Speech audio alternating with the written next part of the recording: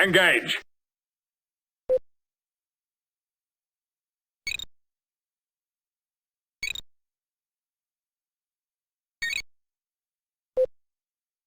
On screen.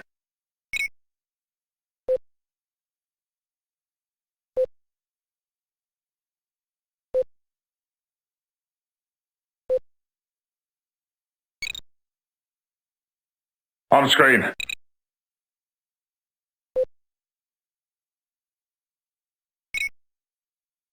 What the hell is going on?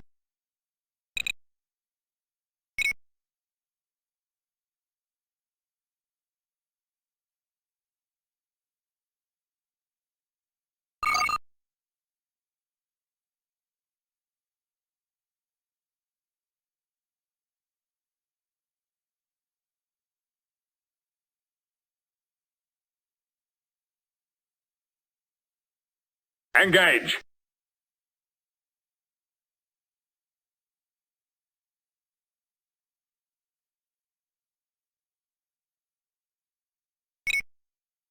I want all the power you can give me.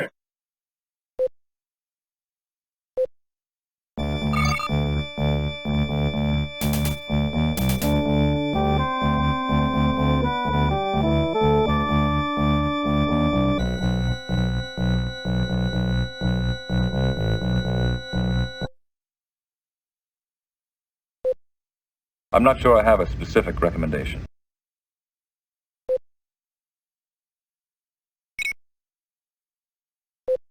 Not good enough, damn it! Not good enough!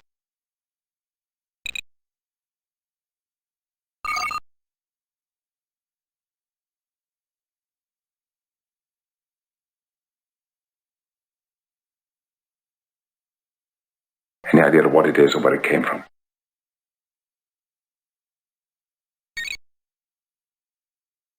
I'm not sure I have a specific recommendation.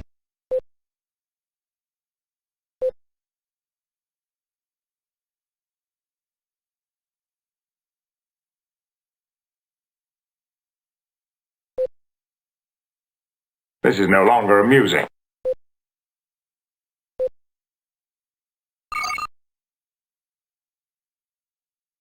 They seem normal enough.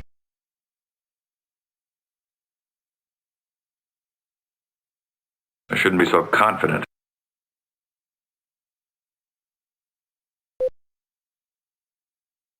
Make it so.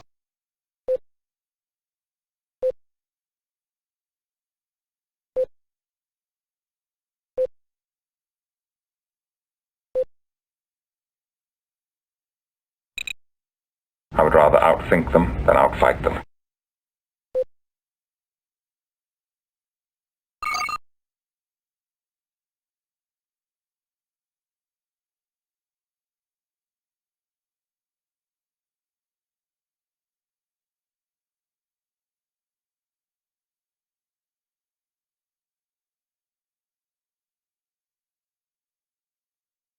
Engage!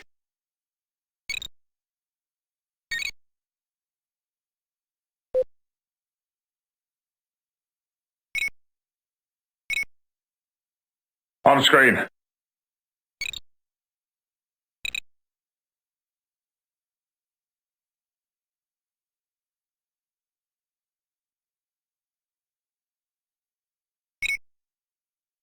Let's investigate.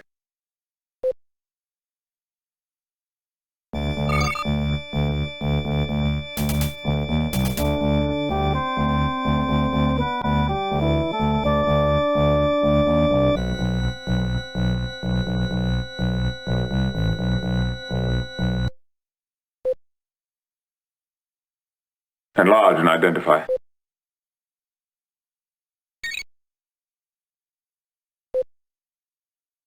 I shouldn't be so confident.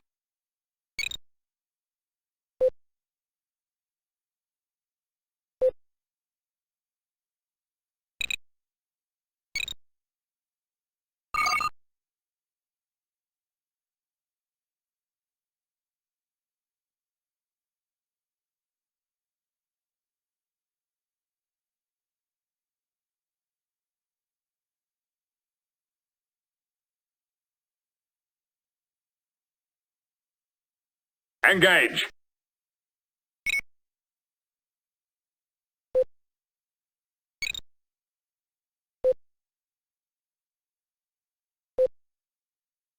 I'm not sure I have a specific recommendation.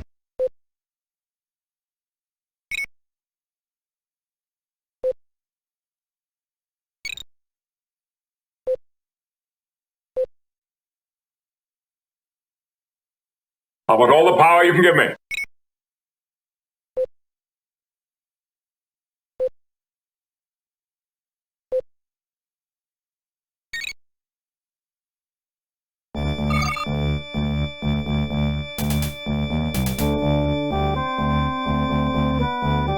Strange.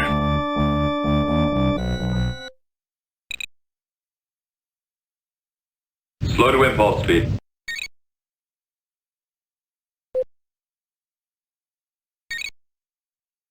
Stay calm, everyone.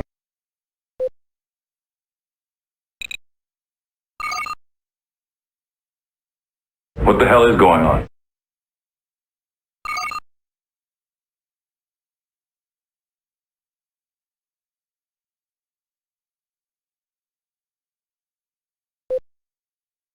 I'm not sure I have a specific recommendation.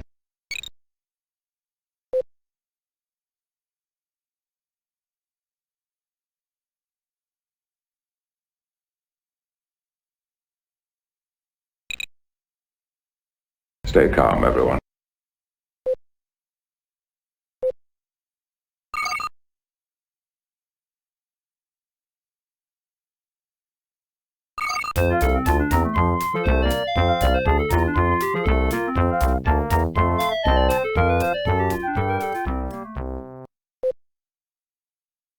Let's investigate.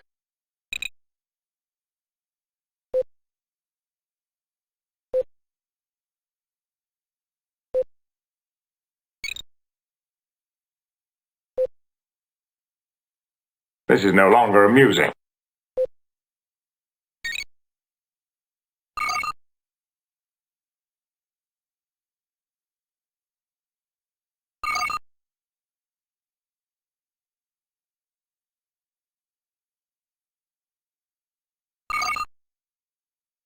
Macro head.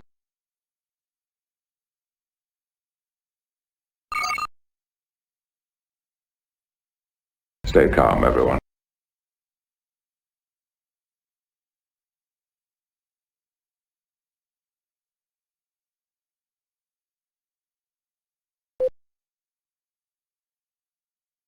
Slow to impulse speed.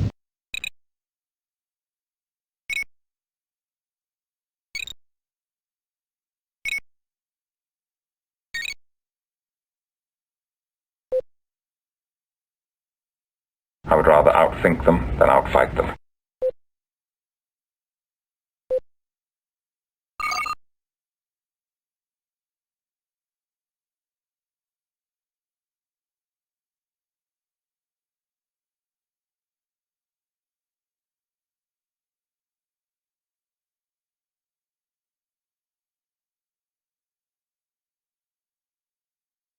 Engage!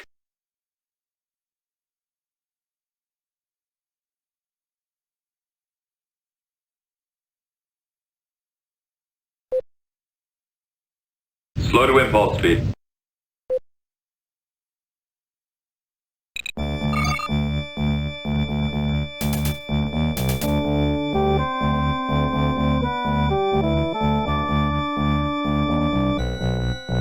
Strange.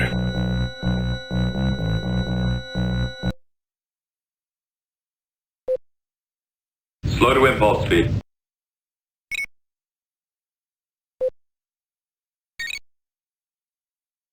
Not good enough, damn it! Not good enough!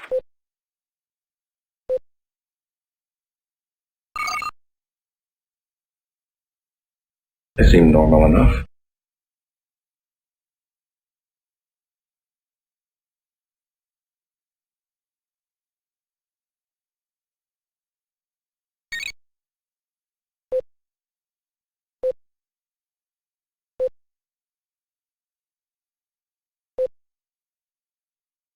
I'm not sure I have a specific recommendation.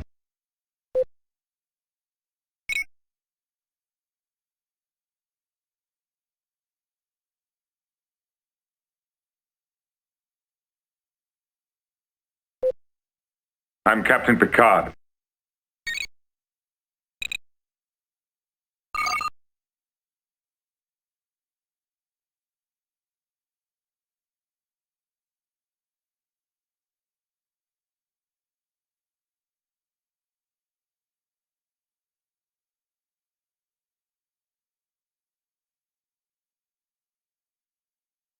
Engage!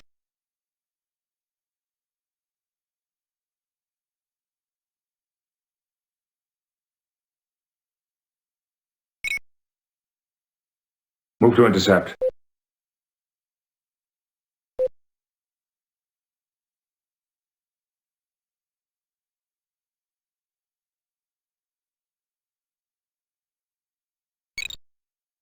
I want all the power you can give me.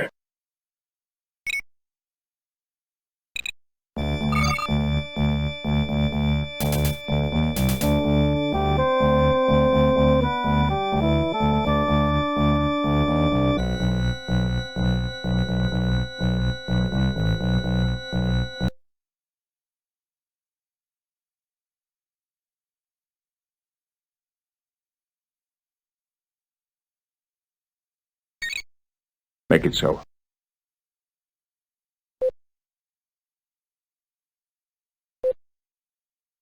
In my opinion, sir, they're gibberish.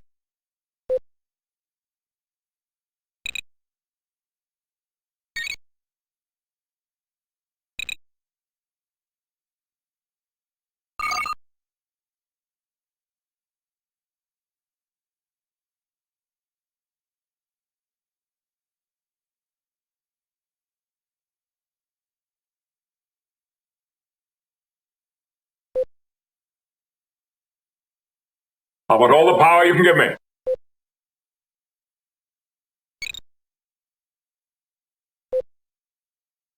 I shouldn't be so confident.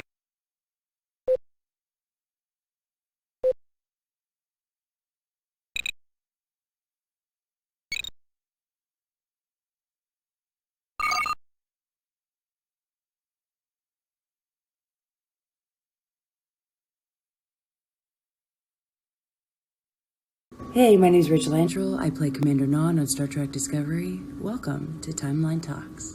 Welcome, ladies and gentlemen. Coming to you live in Technicolor from the beautiful Hollywood Hills, California. The show where the total retail price of their advice is $0. This is Timeline Talks.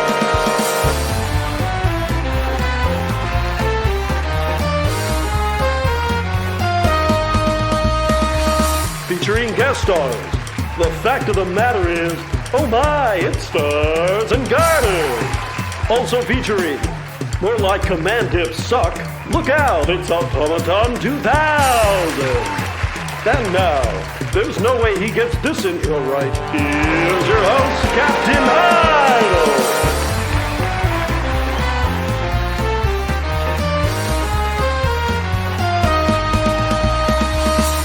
Yes, welcome ladies and gentlemen to another edition of Timelines Talks, your premium exclusive #1 talk show for all things Star Trek and Star Trek Timelines. I am Captain Idle and I am joined by our two illustrious, attractive and wonderful co-hosts, Automaton 2000 and Stars and Garters. How are we doing, gentlemen, this week? That is a tall beer you are drinking. It's another Latvian special that I cannot pronounce. Aldaris. Like how are we this It's as week? vertical as I am. That's how it is. So yeah, this week was originally Armada, and then things have happened, and now it's sort of half Armada, half Timelines Talks, and it might just be a Timelines Talks. We'll see how we do for time. That's such a lame excuse. You know we are digging for reasons to come back Damn and right. do our stream every week. So No, it's all fine. Yes, this week we will be going over various things, including the Objective event, the new Cultural Figure Collection, the new Elusive Treasures that's come back. And this The week's old Elusive the Treasure. old new. It's, as you can see above, it is The vintage. less than elusive treasures. Less than, hardly elusive, more elusome. Maybe, I don't know. Retrievable treasures. That's what they are. Retrievable treasures. Makes it sound like a Hallmark advert. First off, yes, actually, I like yours ones, Neo Sapien. Get them before they're still there. Yes, you could get these some other way, but why not pay us money? No. First off, congratulations to Just Joseph, a 12-hour Voyager that is on our 12-hour Voyage rankings, which you can find on our Discord, for winning a 5 of 5 Lean Alice, who has actually received a stat nerf. We'll go over that in a Congratulations! bit. Congratulations! He's not as good as when you want him. We'll go over that in a bit later. But yes, congratulations to you, Just Joseph, for winning that. Other notable names on the event list: SSR's very own Bry, number 2, Gazoo at 12, Blue Angel 18, Black Knight 20, Cranky at 24, Tieback 36. 12-hour Voyager extraordinaire, Roy Kirk at 39, James T. Kirk 41, Boota 44, and as always, Sunkatse Siete at 45, because she can't help herself.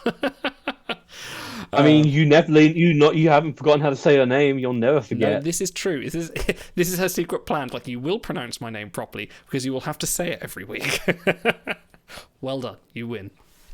Let us spin the wheel. For those that aren't aware, every week we run a competition to submit show titles, and every show title submission you get an entry on our a wheel that I will spin that you can win a month's sub for the site. Congratulations. Who actually won it this week? Oh, Luxie. It was Luxie's title that won the week, but not the sub. So let's bring the wheel up on the screen and spin it and see who gains out. I need to work on some music for this. I always forget every week. I need like a proper drum roll. Where's the tricorder stars? Yeah, there we go. Ronaldo! Congratulations, Ronaldo.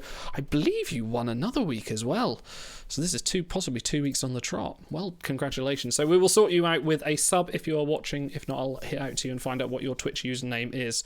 Congratulations. Guys. A shout out to Mirror Baitor, who came in over the gun, not under the gun, but his suggestion was, I'll trade you this card for that. Trait rather than trade. So. That was very good. Came in late, so I put him on the wheel anyway, but that's fine. Also, a reminder from our mod Garrick and chat, folks, you have 23 minutes left on your objective event. So if you are one round of gauntlet short, you can grab your phone and do that while you listen to whatever bollocks we have planned for you. Well, actually, I do have quite a serious topic to talk about, which has just broken in within the last 24 hours. So for anyone, this is not timelines, this is Star Trek related. For Discovery Season 4 starts tomorrow. Hurrah! That's brilliant. Unless you live in anywhere that isn't the USA or Canada, because it is now not coming to Netflix. Netflix has said we're scrapping all Discovery. It's not on there. We're not airing it until it comes to Paramount Plus in Europe, in the UK, and everywhere else in 2022 with no date set. So it means if you're expecting to watch Discovery tomorrow and you're not in the USA or Canada, you can't. Well, you can't. Yeah, wink, wink, nudge, nudge.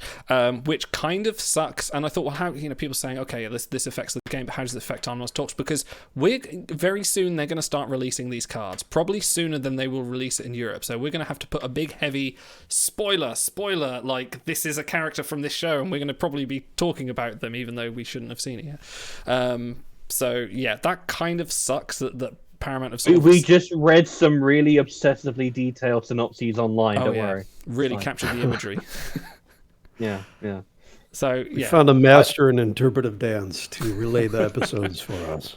Weird, I'm trained in sign language. Who knew? Actually, you could probably copyright the sign language interpretation. But yeah, this kind of sucks for everyone that isn't USA, Canada based, because we literally have no way to watch it the whole rest of the way. This happened before with Lower Decks, which was a rights issue, but they never sort of said, they didn't say it was coming 2 days before and then went, nope, it's now not coming. So it's like everyone's really hyped and kind of gone, oh shit. So this is for anyone that wasn't aware, this is a bit crap for all sorts of reasons. I imagine this is like a phenomenally fucked situation on almost all sides, because it's clearly something that's been incredibly last minute, because even the actors who were at Destination Star Trek or whatever didn't know. They were like, "Oh, I'm really looking forward to you guys getting to see like what we've been putting our hearts and souls into for the last year." By the way, that was all an inadvertent lie, because obviously the cast didn't know. Literally, they all came. They were literally in London last weekend promoting season 4 for the convention, which we really nearly went to. But that sucks for them. You see all on Twitter, like Paul, what's his name? No, not Paul Stamets, the actor's name, I forget now.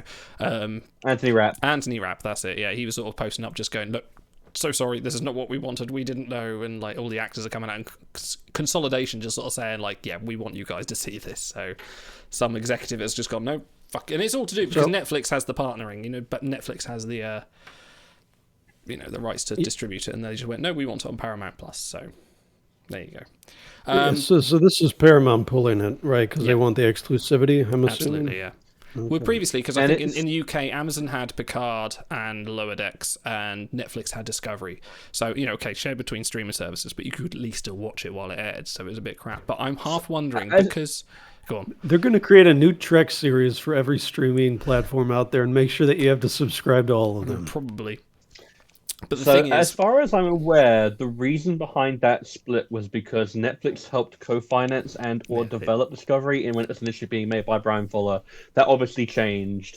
And apparently, Jeff Bezos, who is completely, blind to the fact that he would no longer exist in the Star Trek utopian world, is a massive Star Trek fan and was desperate to get all of Star Trek under the Amazon umbrella. So that's why Picard and Lower Decks were under Prime, and now they've just decided, let's shove all of it onto Paramount Plus, that service that we don't have ready yet. Yeah, it's not literally That's not the bit available I don't in the UK. get.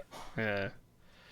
But here's the thing, like WRG will probably have a memo, because the reason we don't my theory, the reason we don't have Lower Decks characters yet, because it was a licensing issue for the same reason it wasn't available international. And the same that Eagle Moss, the company that makes the small models, which we have quite a few of, they didn't get their rights till fairly recently.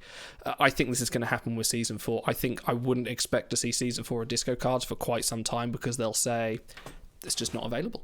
Like, we can't distribute it everywhere, so I would imagine maybe the WRG license is a global license, and that might have implications. We'll see. We might be wrong, in which case we'll all be spoiled ahead of time, but who knows? We'll have to sort of wait and see on that one. Walt Koenig says, can we use our subs to bid for the rights? I wish. Let's make our own Trek series. Okay. The acquisition of wealth is no longer the driving force in our lives. We work to better ourselves and the rest of humanity. Captain Jean-Luc Picard. Yes, bald entrepreneur who also drives spaceships that look like penises up into the sky. So, that was a segue. In the past, what penises are you talking about that look like the Enterprise E? Hey, what? Is that not normal? Okay, let's not go there. So in the past, the game has released crew. I think maybe they did it like during the season for early on once or twice, but in general they do like kind of a dump after the season is over there. So, and I think Ben did confirm in his last Q&A with us that they also get like scripts and stuff ahead of time from CBS so that they can play in their narrative and crew and such. They have extra time to make sure the traits are absolutely correct when they release crew. So never a fault. Yes. So I don't know if we'll see those crew or not. I mean, that's kind of what puts them in a tough place too, because it's the kind of the news series and it's hot, and you want to push out crew that people just saw on TV. On the other hand, you kind of want to be sensitive to the players who, would be spoiled essentially by seeing these crew pop up in their face when you're playing the game. So we'll see what they do. It's going to be interesting. Speaking of preparing crew for traits, shall we talk about some slight changes that have happened very recently, as in extremely recently? Anyone collecting the Vulcan collection and had that one crew they were just about to sight to finish it, hold it right there, because you've probably already immortalized Graduation Burnham, who has just received the Vulcan trait. Out of nowhere! Just went, bing, appeared. And everyone was like, oh, I've now got an extra notch on the Vulcan collection. So if you were finally about to put the final star on Vulcan Executioner, hold your sights. This has concluded the WRG trade audit. Thank you for participating. Yeah. That's the only change they're going to make, folks. Yeah, there you go. That was it. But we've, so that kind of came out of nowhere. We've had some interesting discussions lately about what constitutes the right traits for a crew. We'll go into Prophet Kira, I think, when we talk about her. But I mean, also, you've been sort of looking about Lee Nallis a bit. I mean, obviously, we're not going to try and beat a dead horse too much on this, but there's definitely a few omissions on that one. WRG, trait watch. That's good. There's a new recurring segment. Thank you, Ronaldo. Mitchell Watch is dead. Long live Trait Watch. All right, well, yeah, go on. The TLDR, if you guys maintain your own sheets, graduation, Michael Burnham did get the Vulcan trait. Lee Nollis had his...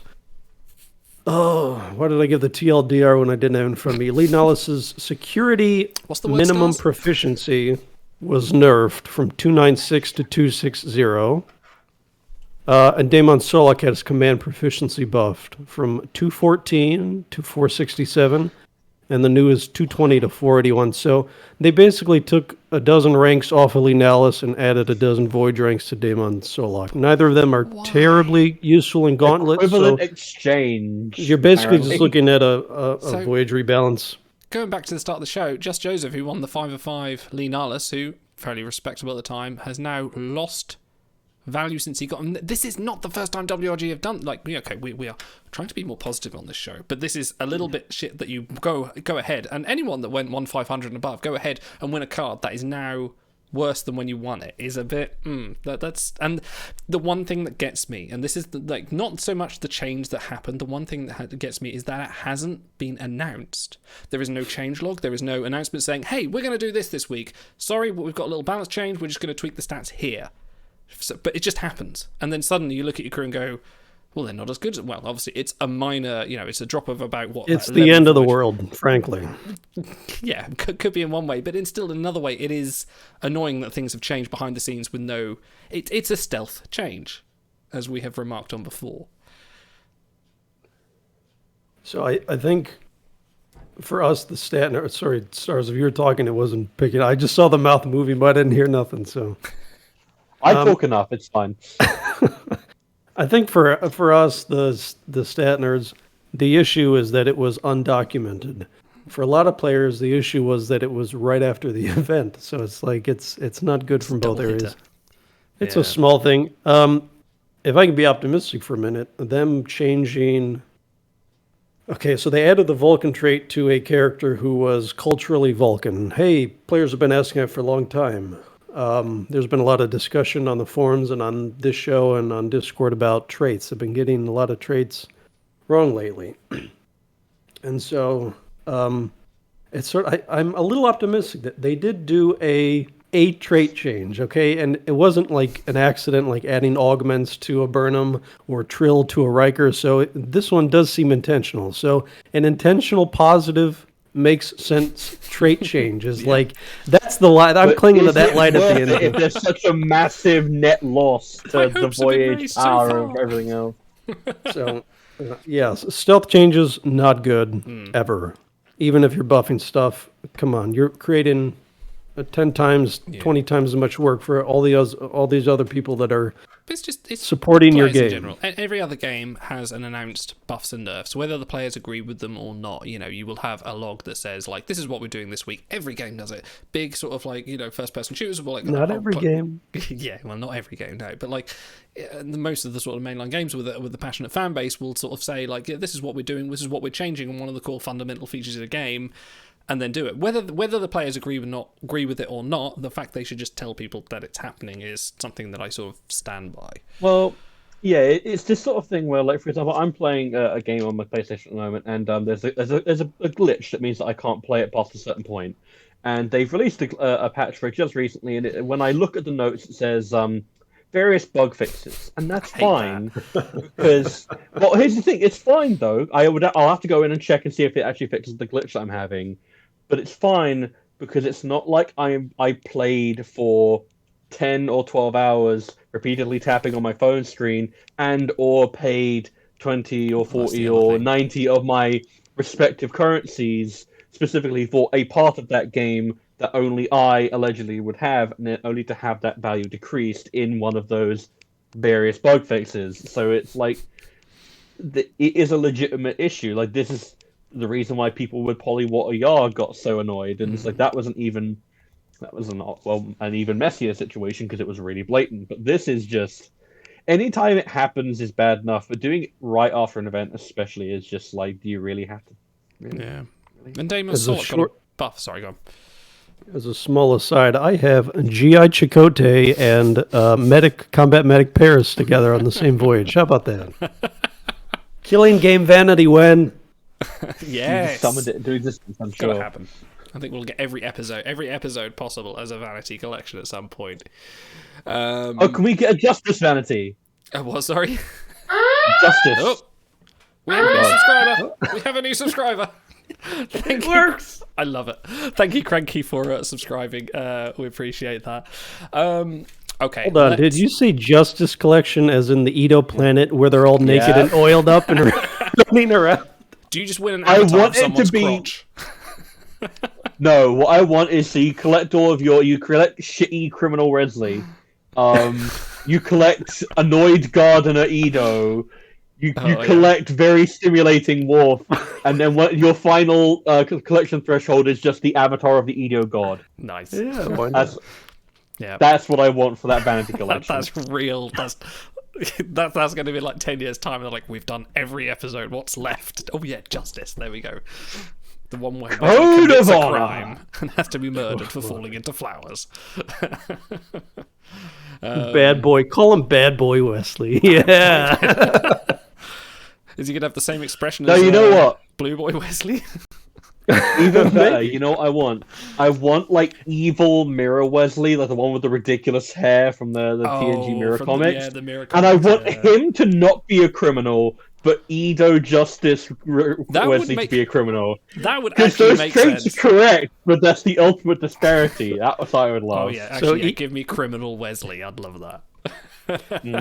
Edo Wesley, his art's going to be this, and his arena ability is going to be, it's about this long and this thick.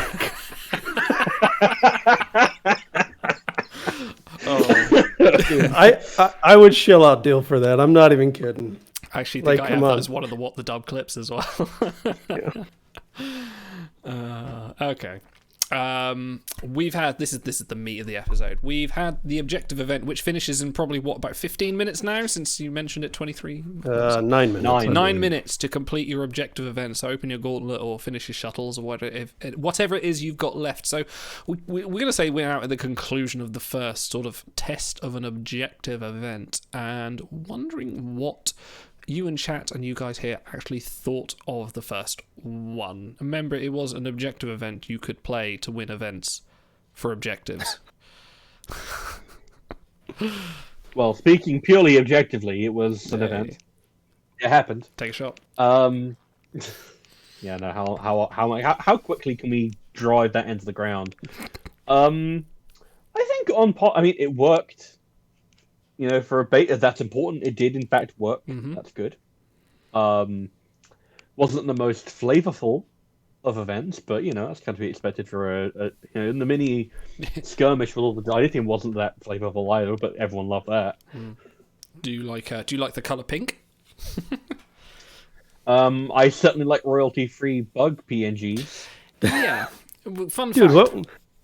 By the way, I think we're all kind of used to it by now, but remember how we whined about the serenely purple Event Hub button when it came out?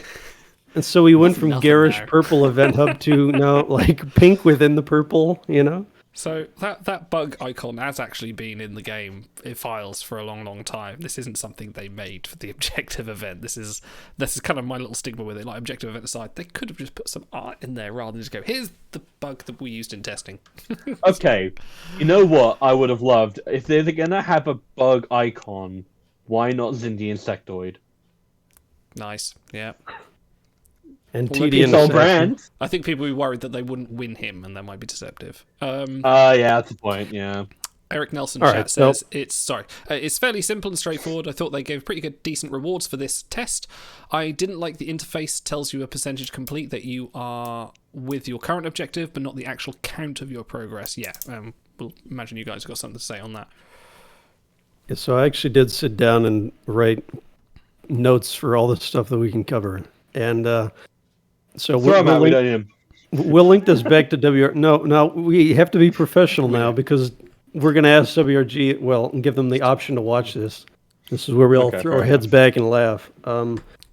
So, yeah, please, I mean, if you guys are watching and you have a hand or two free, you know, feel free to weigh in with your own feedback on all. Let's sort of break down by different topics. Let's start. I want to start with rewards because that's like the fun stuff. That's the easy stuff. So, chat, tell me what you thought of the rewards and what rewards you want to see. And it occurs to me that the stuff they gave, like shuttle tokens and timers and merits and crons and stuff like that, that's stuff that you use to grind more. Like you use it to grind more faction events or grind more in skirmishes or whatever. And you use it usually to fuel fun rewards like honor and dilithium and new crew and packs and stuff. So I found it interesting that the rewards they gave were more grindy rewards versus more like what you work for rewards. I like that I like that they gave out tokens. Tokens is kind of a little rare, the one rare commodity, because the other, the boosts you kind of get through the campaign or anything else, and like, the crons and merits are for what they are. But actually, tokens are the kind of the more exclusive ones that you use to, just nail that 1/500 or push a bit more in the event. So that was the kind of one reward in that I actually quite liked that they were a bit generous giving away. Yeah, it was. Yeah, like you say, it's like if you think of the game as one big engine, it's like new crew or new parts for that engine that can enhance the performance of it, and this is essentially, as you say, it's fuel. It's just stuff for the next day. But to be fair, they advertised that it was prepared for the faction event, and I can definitely understand them not wanting to throw something particularly interesting into something that could have potentially gone very wrong. We've had that happen multiple times in the past. It's like, they say, what's the worst that can happen if someone gets a few extra timers and a few extra tokens? Oh no, they'll have to use a few more in a faction event. That's not the end of the world. In terms of what I'd want to see for a reward for that, maybe, I know Idle probably like this and agree with me, maybe equipment requisition crates like they used to have in the campaigns, that. Bringing those back for a midweek event objectives would be a decent reward, I think. I don't know if I would want the rewards to be the exact same as they are for normal events, like the same structure of 1 to 1500. I think I'd want something a bit different, maybe just 1 star of an old gold. Like that'd be an interesting way of filtering old golds that people have, like either not. I'm missing 1 or 2 stars on, and they're like, I don't really want to go chasing for them in a pack. I don't really want to waste a retrieval, but I will happily snag. And for people who already have them finished, it's like, okay, well, I'll get 5 or 50 on it, and whatever goes along on the little pathway. And you could have them structured to a thematic. So it's like, if they're a gauntlet crew, then you have to play more rounds of gauntlet for them. If they're a good shuttler crew, they have to do this, or have them like themed where. Oh, Captain Pike needs your help fighting the Gorn or whatever, and then you have to do like a load of away missions featuring a Gorn in the event text. You could come up a way of. I'm always a fan of them adding more flavor and a bit more sort of theme to the events. So, by all means, it's been labelled as prepare for a faction event. So, I imagine, if this was, because obviously, it's just timers and tokens. If this was a prepare for a galaxy event, do you think they would be giving away sort of common galaxy items that you use in the builds? If it's a skirmish, do you think they'll be giving away intel? Do you think they would they would pre-roll the intel for that? Chronotons intel sort of.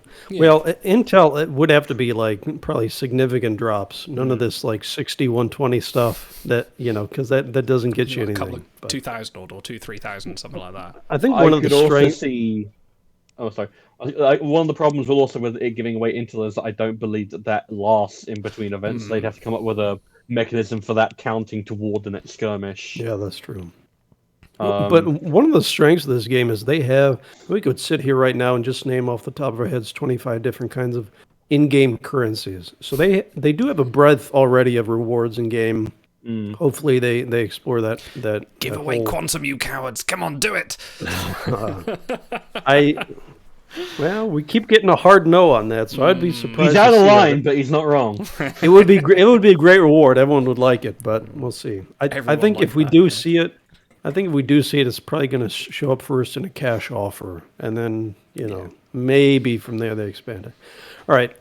Next thing up, I want to talk about the unlock order because this was a big bone of contention. People thought, I'll be able to just knock out all 3 at once, and that's what I thought at first. So when I set this up ahead of time, I had my gauntlet lined up, I was ready to do shuttles, and luckily I opened the event and read it first and thought, oh, well, that's not the way it works. Chat, what do you guys think about doing it sequentially rather than all at once? Guys, what do you think about it? I personally, I know I'm in the minority. I kind of like it because it helps differentiate things from the temporary achievements. Now, you could dump a load of objectives on the players and say, all right, do these 5 things. You have 30 hours, go. And like that's fine, and people would work on it over the day. But I feel like structuring it A to B to C does give it a feeling of progression. And I think maybe some of the backlash was people weren't prepared for it. And so maybe they accidentally wasted their gauntlet runs, or they didn't allot their time correctly. And so I think maybe if expectations are reset and saying this is how we're doing it in the future, maybe that would go over better. What do you guys think?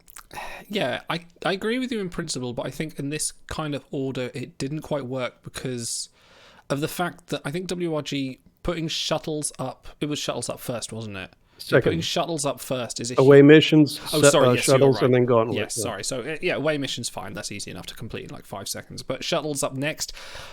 Bearing in mind that was, not everyone has tank shuttles. You might have the Herosian you haven't invested in which case, you can do them instantly. Like, it's no problem. But I believe... By the way, as a quick aside, I'm terrified that if we start talking about tank shuttles, they're going to... WRG is going to go, what's that? Oh, we should probably remove that from the game. And then they'll find some way to, nerf it or something. But so there's a bit of a time impetus because they only had, 30 hours to do it. 30 hours is such an unusual time constraint to put on it as well because it ends now, but we've still got another 24 hours, sort of 20 odd hours till the next event. However, I don't think some people who didn't have tank shuttles or were still running the 3 hours don't have all the time of the day to do it. Can't wake up at 2 o'clock in the morning and run the next lot of shuttles. There's a bit of a time constraint, especially again, it's another international thing as well. I saw someone else commenting on it, and apologies, I can't remember who it was, but it was saying I don't have enough time to do this before the reset, and I'm seeing people in chat now at the moment saying my gauntlet's not refreshed, I don't put merits in, or there's a few limits with that model, whereas if it was a bit more open they could say, all right, I'll do these away missions. At least they can do the gauntlet before the shuttles and kind of increment the ways across the rewards. I think there's still a bit of testing they need to do there. So I think this is part of a bit of a tension of design philosophies where Timelines is still inherently a mobile game, and one of the core tenets of a mobile game is the timer, the cooldown, you have to wait XYZ amount of time before you can progress type thing. But Timelines is a lot better about that than most, where one of the big limiters in the early game is chronotons. If you play the game kind of optimally, or even halfway optimally, by the sort of a year and a half, you've got a massive bank of them stored that you can just use for events. And then your limits come down to what? Gauntlet, it's an optional event that will get you, a few more crew and some kind of meh rewards. And shuttles, which are required for dailies and not much else, really. So suddenly changing it so that those timers and that timer philosophy, which is kind of against how timers actually works, where you can essentially do things at your own pace all the time, building crew, pulling packs or whatever, you can do whenever you like. It suddenly goes, oh, wait, I have to grind to a halt, and suddenly, even events to a degree, they're structured over 4 or 5 days, but most people I know, unless it's a faction, you just come in on you do the 1 day of all your crafting or your skirmishing, and suddenly that makes up for you're not having time to do the other 3 or 4 days of the event. Something like an objective event, especially structured this way, you don't have a lot of leeway. I was lucky in that I had 4 shuttles come back 5 minutes into the objective event, so I could go, oh, that's the first 4 claimed. But not a lot. Some people might have actually not keep it in mind. They'd be like, oh yeah, bugger, I was at work or I was making dinner and I didn't realize I set my shuttles. Now I'm going to be out of time, especially because who's going to wake up in the middle of the night in order to change over shuttles for an objective event? So it's definitely a thing where they'll have to look at the timing and their window and what they specifically want people to do and how feasible it is to ask that of casual versus totally invested players and making the rewards worth it. But I feel like that's just a teething problem. I feel like that's a relatively easy thing to fix. They just kind of have to keep in mind that not everyone wants to be changing shuttles at 4 o'clock in the morning. So here's the other question: is like what's in this for WRG essentially? Because I'm just reading chat here as well, and I won't name names, but some people saying they had to spend dilithium in the gauntlet, or they had to run tokens for shuttles, and I've heard that somewhere else as well, just to kind of finish.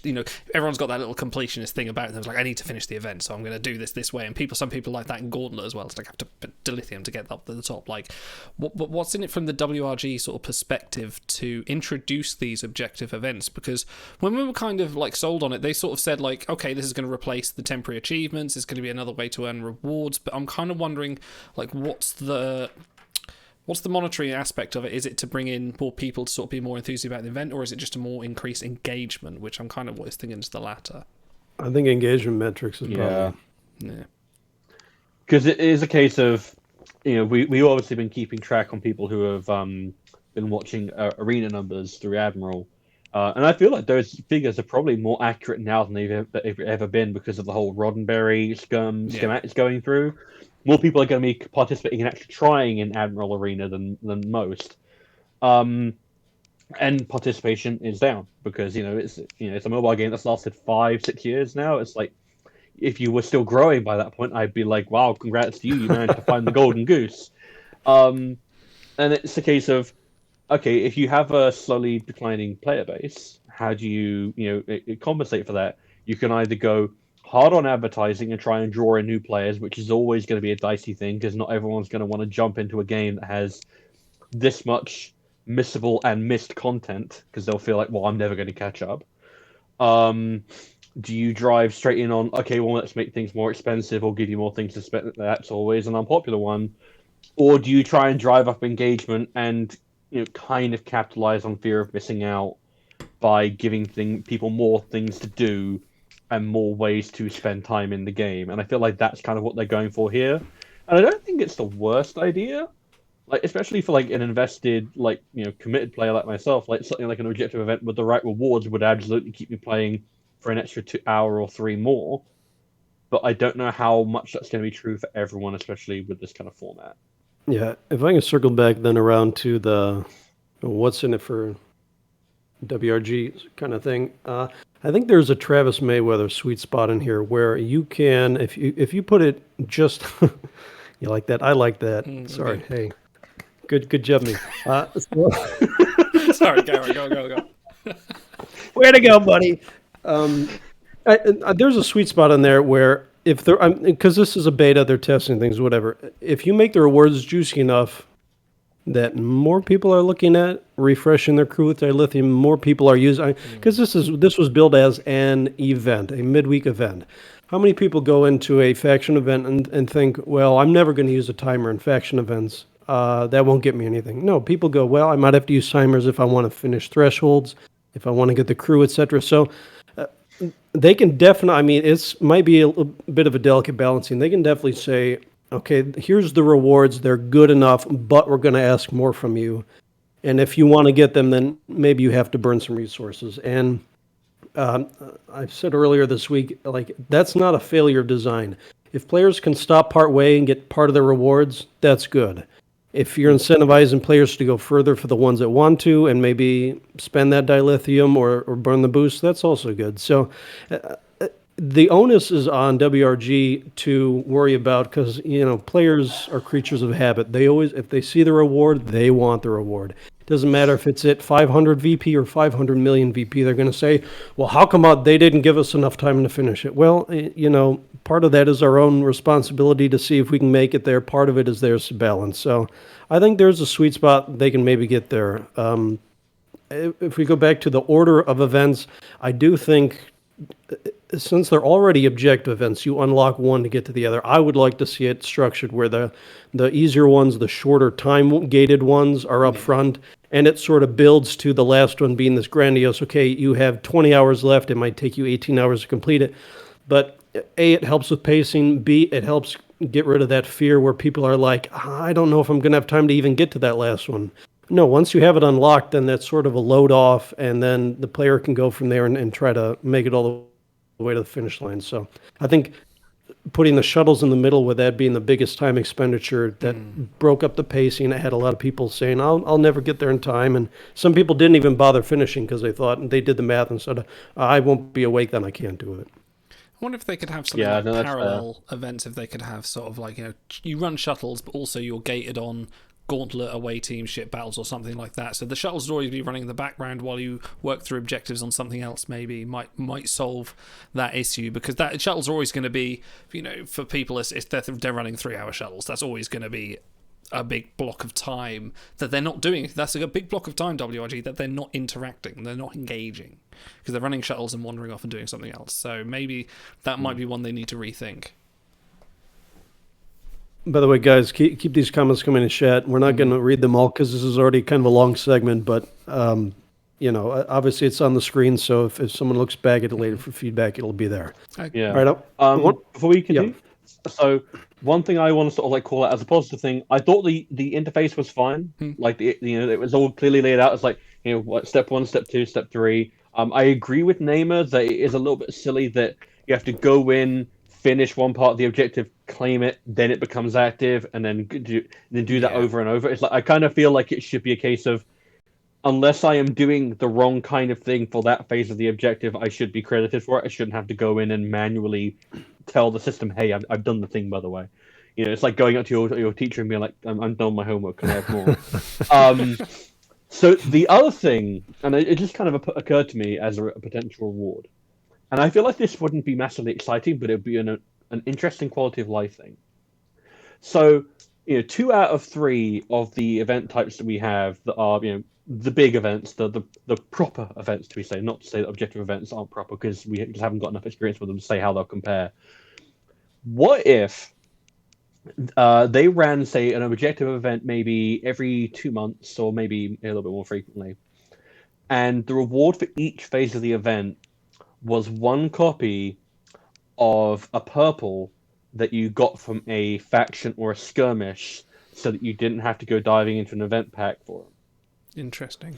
I feel like a lot of people would probably bite on that, because it would mean you wouldn't have to be going into that 650 bill. Yeah, I think there's enough. Obviously there's the fair few people that sort of just do the 3 or 4 and leave it, which that's great for them. If it comes down 2 months down the line, they do it. But there's enough people that do pull on the packs that would suddenly start to go, well, hang on, if they're just going to introduce them in an event, then I'm just not going to bother pulling on the packs. So that might, not to talk corporate, but that might affect their bottom line somewhat. I can see why they wouldn't do that. So please don't say bottom. This is a family stream. Sorry, my rear line.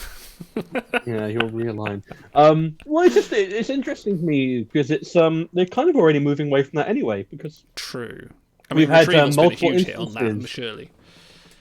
Well, Retrieval's been a hit on that, but also we've been having we're on our 3rd event now, where it's been 2 golds and like 1 purple or 2 purples. Like that's been we had Chuff Captain and Solok in this one. Yes, that's true. Yes. And then there was Mycelio Colbert and COVID Riker.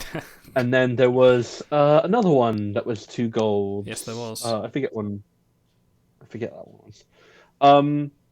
And yeah, that's another point. Like, campaign purple sites are already kind of eroding away at the dilithium that they got from those 1 out of 4 purple pack pulls. So I feel like if they wanted people to really engage in objective events, that would be a sneakily really good way to do it. Because I feel like a lot of people would be like, oh, well, if I could save 650 dilithium there, I'll absolutely do it. And then you can, depending on what you put as a marker in. What if they gave away, and this is me being pure evil, this is pure corporate evil on my part, what if they gave away 1 star of the purple that's in the Tuesday pack that week, and they just had the 1, and it's not going to be in the portal for like a year's time, and it's just going to sit in people's your accounts, drug dealer? I'm going to give you a little hit. Yeah, unless you pull on the Tuesday pack.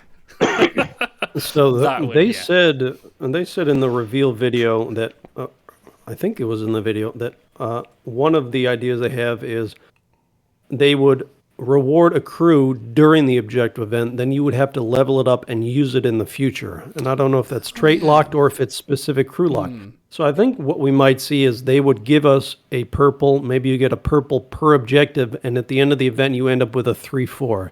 And in that way, they've created the opportunity for you to want to either pull a pack for them or use your site or use your honor on them. So they're giving you a crew, they're giving you a gift, but it's sitting there unfused, and you have the little thing where you need to spend the extra to finish it off. Now that I feel like is almost perfect, because that's the ultimate business drive, which is create a problem, then solve it, and then you look like you're the good guy. Yeah. And I feel like Idle's one isn't a bad one either, because that's literally the equivalent of your drug. No, I wasn't being Guess serious. what? It's evil. It's horrible. That's your drug dealer giving you that first hit for free. That's what that is. Okay, I want to move on to, because this is already a long segment, what kind of, and chat, please weigh in, what kind of tasks do you guys want to see? This time we saw away missions, shuttles, and gauntlet, and kind of all the in-game... God, please no. All of the in-game systems are kind of already... Sorry. They're already covered by dailies, basically. You have to interact with every system of the game for dailies, except for gauntlet, I think. Scanning would be interesting. Yeah. Yes. So it's like, how do you differentiate it from feeling like just doing more dailies? Is my question. Like, can they? I feel like the unlock system, you have to do one at a time, sort of already differentiates it, but you're still doing the same things that you normally do. Is there a way that they can innovate on that? Collect 10 So super rare polyalloys, which is basically Runishka's issues. It's not a bad idea, because that's something people would do regularly. It gives me an excuse to do that, which I do anyway. I feel like the most interesting and thematic way would be to just make it some kind of story thing, where it's like, you can't just do any old mission. You have to go and do a certain mission that is like, you have to do it in a certain way, matching. Say, like, Captain Kirk comes along and says, I want you to deal with this situation, and he sends you to a particular away mission, and you've got your little thing, and you have to solve it in a particular pilot. And I'm realizing I'm kind of describing expeditions here, but less time because let's be real, the problem with the expedition is the repetition. True. With an objective, if you just do it once, but it's a very specific thing you have to do, I feel like that's a decent differentiator.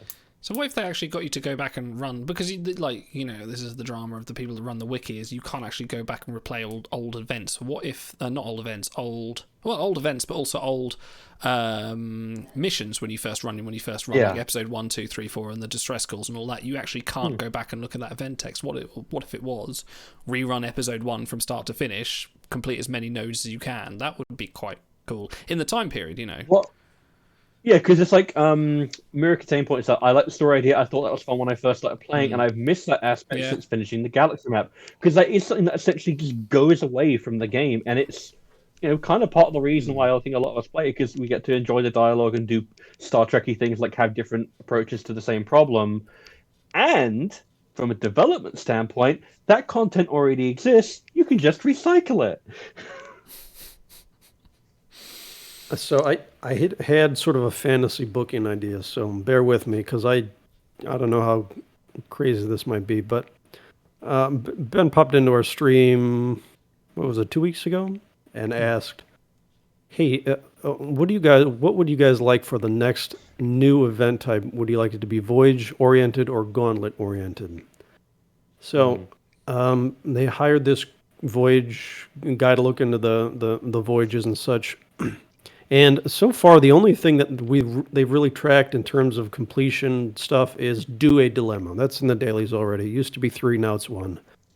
And so maybe they don't have the tech right now to track more than that. But and if you had the objective be reach a 6-hour voyage, well, then you've already cut off all your new players from even being able to complete that. So I was thinking, what about sort of having different constrictions to the voyage? What if you have to run an all rare crew voyage or an all-green crew voyage and reach a 2-hour dilemma with that? Now, first of all, that sort of, if they're going to be expanding tech into working on a voyage event, and they're already working on that in parallel, you sort of have the meeting of their long-term goal, and you get short-term gains out of it by plugging that into objective events. Now, obviously, you'd have to balance rewards, because people endgame don't want to pull out a dozen crew from cryo and have to do that. So, I mean, maybe they reward like a gold site, one event or something like that to make it worth it. So, I just think like if they're going to be working toward either a Voyage or a Gauntlet event, maybe they can tie in their development to that, and as they develop that tech, they can apply it to objective events. That way, players feel like they're getting something fresh from the objective events while they're working longer term on the new event types. I feel like instead of it, like as Neosepha points out, all rare crew would also cut out new players of a certain age as well, and also I wouldn't want to pull out like blues because blues are a finish and then freeze prospect at this point. I'm not going to keep them unfrozen. What could be interesting is if it was a case of here's an objective event themed around the DS9 episode, complete a voyage with your voyage consisting of at least half DS9 crew. Right, or all the same gray trait. or green or blue. Yeah, all the same trait. Like have at least 50% of your voyage has to be Klingons. I feel like anyone at any level of the game can do that pretty much. I mean, like, yeah. Like you have to look at the crew pools, but the 12 botanist voyage, you can only use botanists. Only section 31 voyagers. You have to have dupes to complete it. Shit. Yeah, Big says, please don't tell me you wouldn't relish a 6-pants wharf voyage. Is that a beer? A 6-pants wharf? 6-pant, yeah. Recycle that bad boy. Someone mentioned today that with Beowulf EMH, you can actually do an all-dock voyage now. That is now possible. Well, you have to bring him up. I've forgotten he existed. So, shall we conclude the Vector events a little bit? Yeah, go on. Yeah, let me wrap it up. I have a 3-question lightning round for you guys. Okay. So don't go on. This is a lightning round. We're not going to do it like we did it with Ben in the last interview. Well, I don't know if I can manage then. All right. So how often should these occur? Once a month? In my mind, I'm thinking like once or twice a month, maybe. I could stand to do it maybe like once or twice every week or so. No, I didn't mean to say that. Once or twice every fortnight. Sorry. My brain isn't working so well. Once or twice every week. It's like, what, like 2 at the same time? Yeah, sure, just double fist them. That was the slowest lightning round ever. Okay, was this beta, now it's a beta, the rewards are not going to line up. Was this beta on its own too demanding for a midweek 30-hour thing? In terms of the time constraints. Depends on your level of playing. I can imagine a more casual player wouldn't complete it. Did you find it too demanding? No, but then I tank, so I didn't. No, but only through luck, because of the shuttle thing. Okay, and I see a few people in chat saying for the rewards it was too demanding. Okay. Yeah. Last question: should these stay at 30 hours? Because we have a lot of the EU, Asia, US timing to consider, and we've been screwed on Gauntlet for forever. But should they stay at 30 hours? Should they go shorter or longer? Thank you, Munsal, for following. Longer, definitely. I think they can push it right up to the event because we've still got plenty of time before. If they're going to plan them as like, this is a pre-event sort of warm-up, they could definitely add another like 6 or 7 hours onto it just to sort of give people who are international a bit more breathing room. 30 hours is a odd time that makes no sense given the other time sort of lengths that the game runs on. I think either go 24 or 48. There's no real room for anything in between.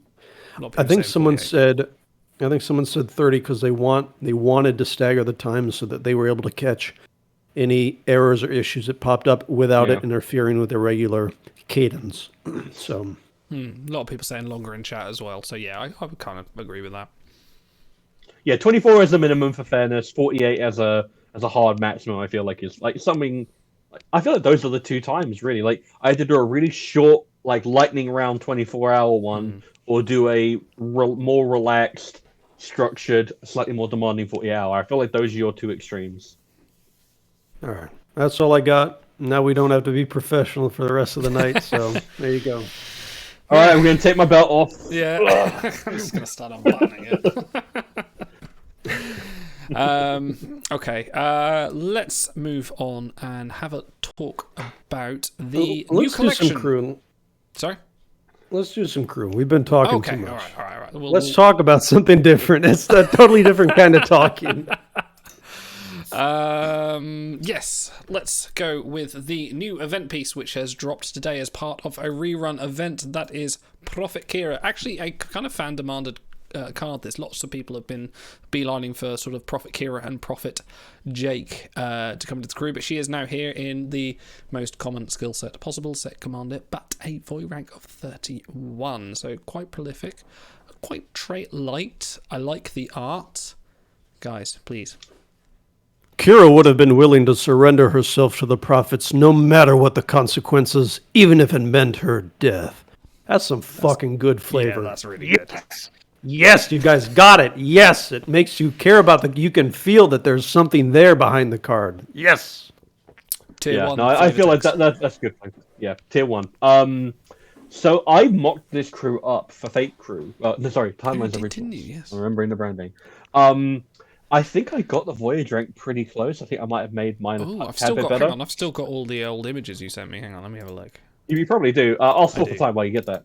But I do recall I made her sex psi because I felt like that was a sensible thing for a godlike being shooting lightning out of its hands. Now, granted, that's not something they've held true to given Gary Mitchell's existence. I do just feel like it's a bit of a...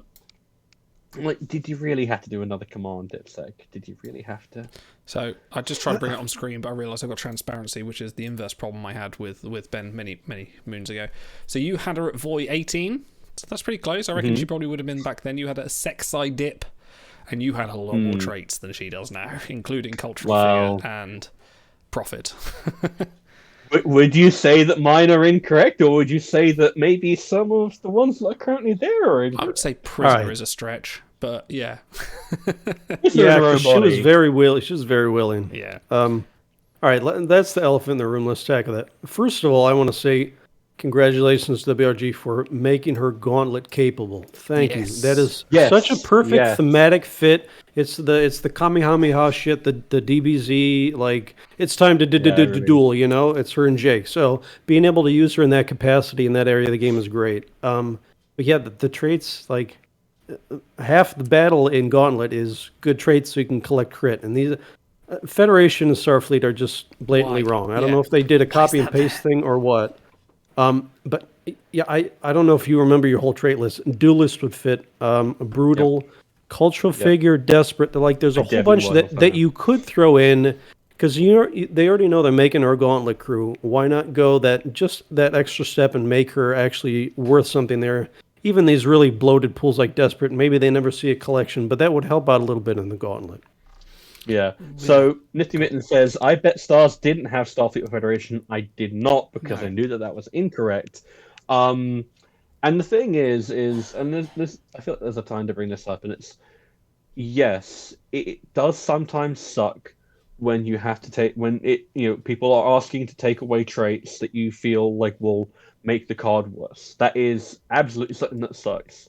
That being said, I would rather a slight diminishment of a card's capacity in exchange for them being accurate. Yeah. Now, there's ones you can argue about. There's costume versus undercover operative. You can talk about that until the cows come home. You can talk about what qualifies you to be a cultural figure or not. You know, how investigative do you have to be an investigator? To what measure a man is a botanist? You know, that kind of thing. But there are some that are just blatantly wrong. You know, stuff like Captain Burnham being an augment, that was thankfully fixed. Prophet Kira is neither Starfleet nor Federation, and it's not even a situation like Cheesecake 7, where she is both Starfleet and civilian. That makes sense because it is composite two characters. Even if you consider the two characters arguably making up Prophet Kira, like the Prophet is Federation and Starfleet. We figured it out. Except that it ain't, is it? Because Prophet Sarah Sisko, who incidentally does have the trait of Prophet, doesn't have those traits. So that's another trait that Prophet Kira is missing.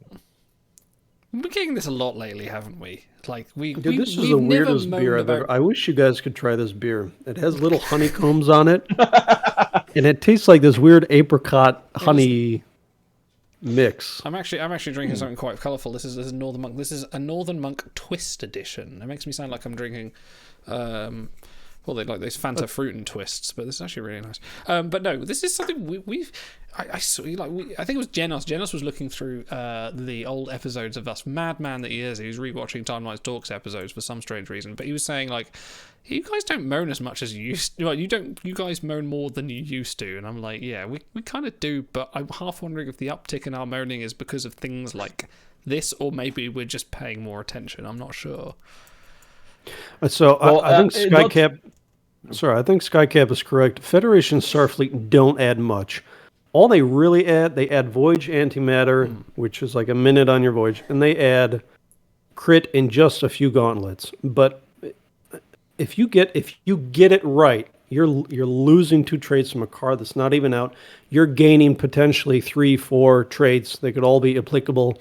They would all be better for collections. They would all be rarer, so you're less competition for shuttle seating. They're going to hit. Duelist hits on like 7 or 8 different gauntlets. So it's like, it's not about adding or subtracting. It's about just getting it right. And if you get it right, she's going to be a richer card for it. Like, if you focus on those 2 things you're going to lose, you're looking at the small picture. The big picture is they've gotten like 6 crew out of the last 4 weeks wrong. And it's like, your process, is garbage. And you don't have an excuse. You have a audited trait thread that people are contributing to, that it's up there. They've done the work for you. They link the reason. The reason is linked. Like, I understand you're a small team. You got to get through stuff, but like, who's this? It's not passing enough desks. The people who are looking at this are not watching the full episodes. Like, you're just getting it wrong. And if it were one thing on its own, that's fine. But like, we've had issues with the art. A lot of people have had issues with the art. We had this big 6-week stretch of just bad stats on top of it. So it's like, and we're coming out of that, but it's like, it's one thing after another. Then it does start to weigh on you. So it's like, issues like this, Federation Starfleet, come on. Have you guys watched an episode of DS9? The entire 7-season arc was about Bajor joining the Federation. That's why Sisko was there. So it's like, guys, these are amateur-level mistakes. Like, my grandma's seen one episode of Star Trek. She could treat this crew a little bit better than that. So, come on. There is only one Kira that should have Federation Starfleet, and that's Commander Kira. And that's literally the only way you could apply it to, for some reason. But yeah, no, sorry. Yeah. So, are you guys familiar with the Triangle of Work? No. So it's the idea that if you are looking to get work done, you can have work done cheap, You can have it done. Yeah, that triangle where it's like you can never get it done cheap, well, and on time. You either get it late, or you get it cheap, or you get it done bad. You have to pick which of your disadvantages it is. Yeah. And I feel like this is like the ultimate show of how that works for timelines time-lapse cards, where you can have good art and good stats, but incorrect traits. Okay. And that's the missing one you get for this one. Other cards this week have had bad traits, bad stats, and bad art, but that's like that's the black hole inversion of timelines like work. Actually, I think she would sacrifice her traits so we can get that fantastic flavor text, and that was the payoff this time. So okay, let's wrap it around. Let's talk about the positives of this card, because we're quite well versed on negatives. Because like you say, she is a gauntlet card. She has her uses, she has her sets, and I think it's quite nice lately how they focused on a lot more gauntlet crew.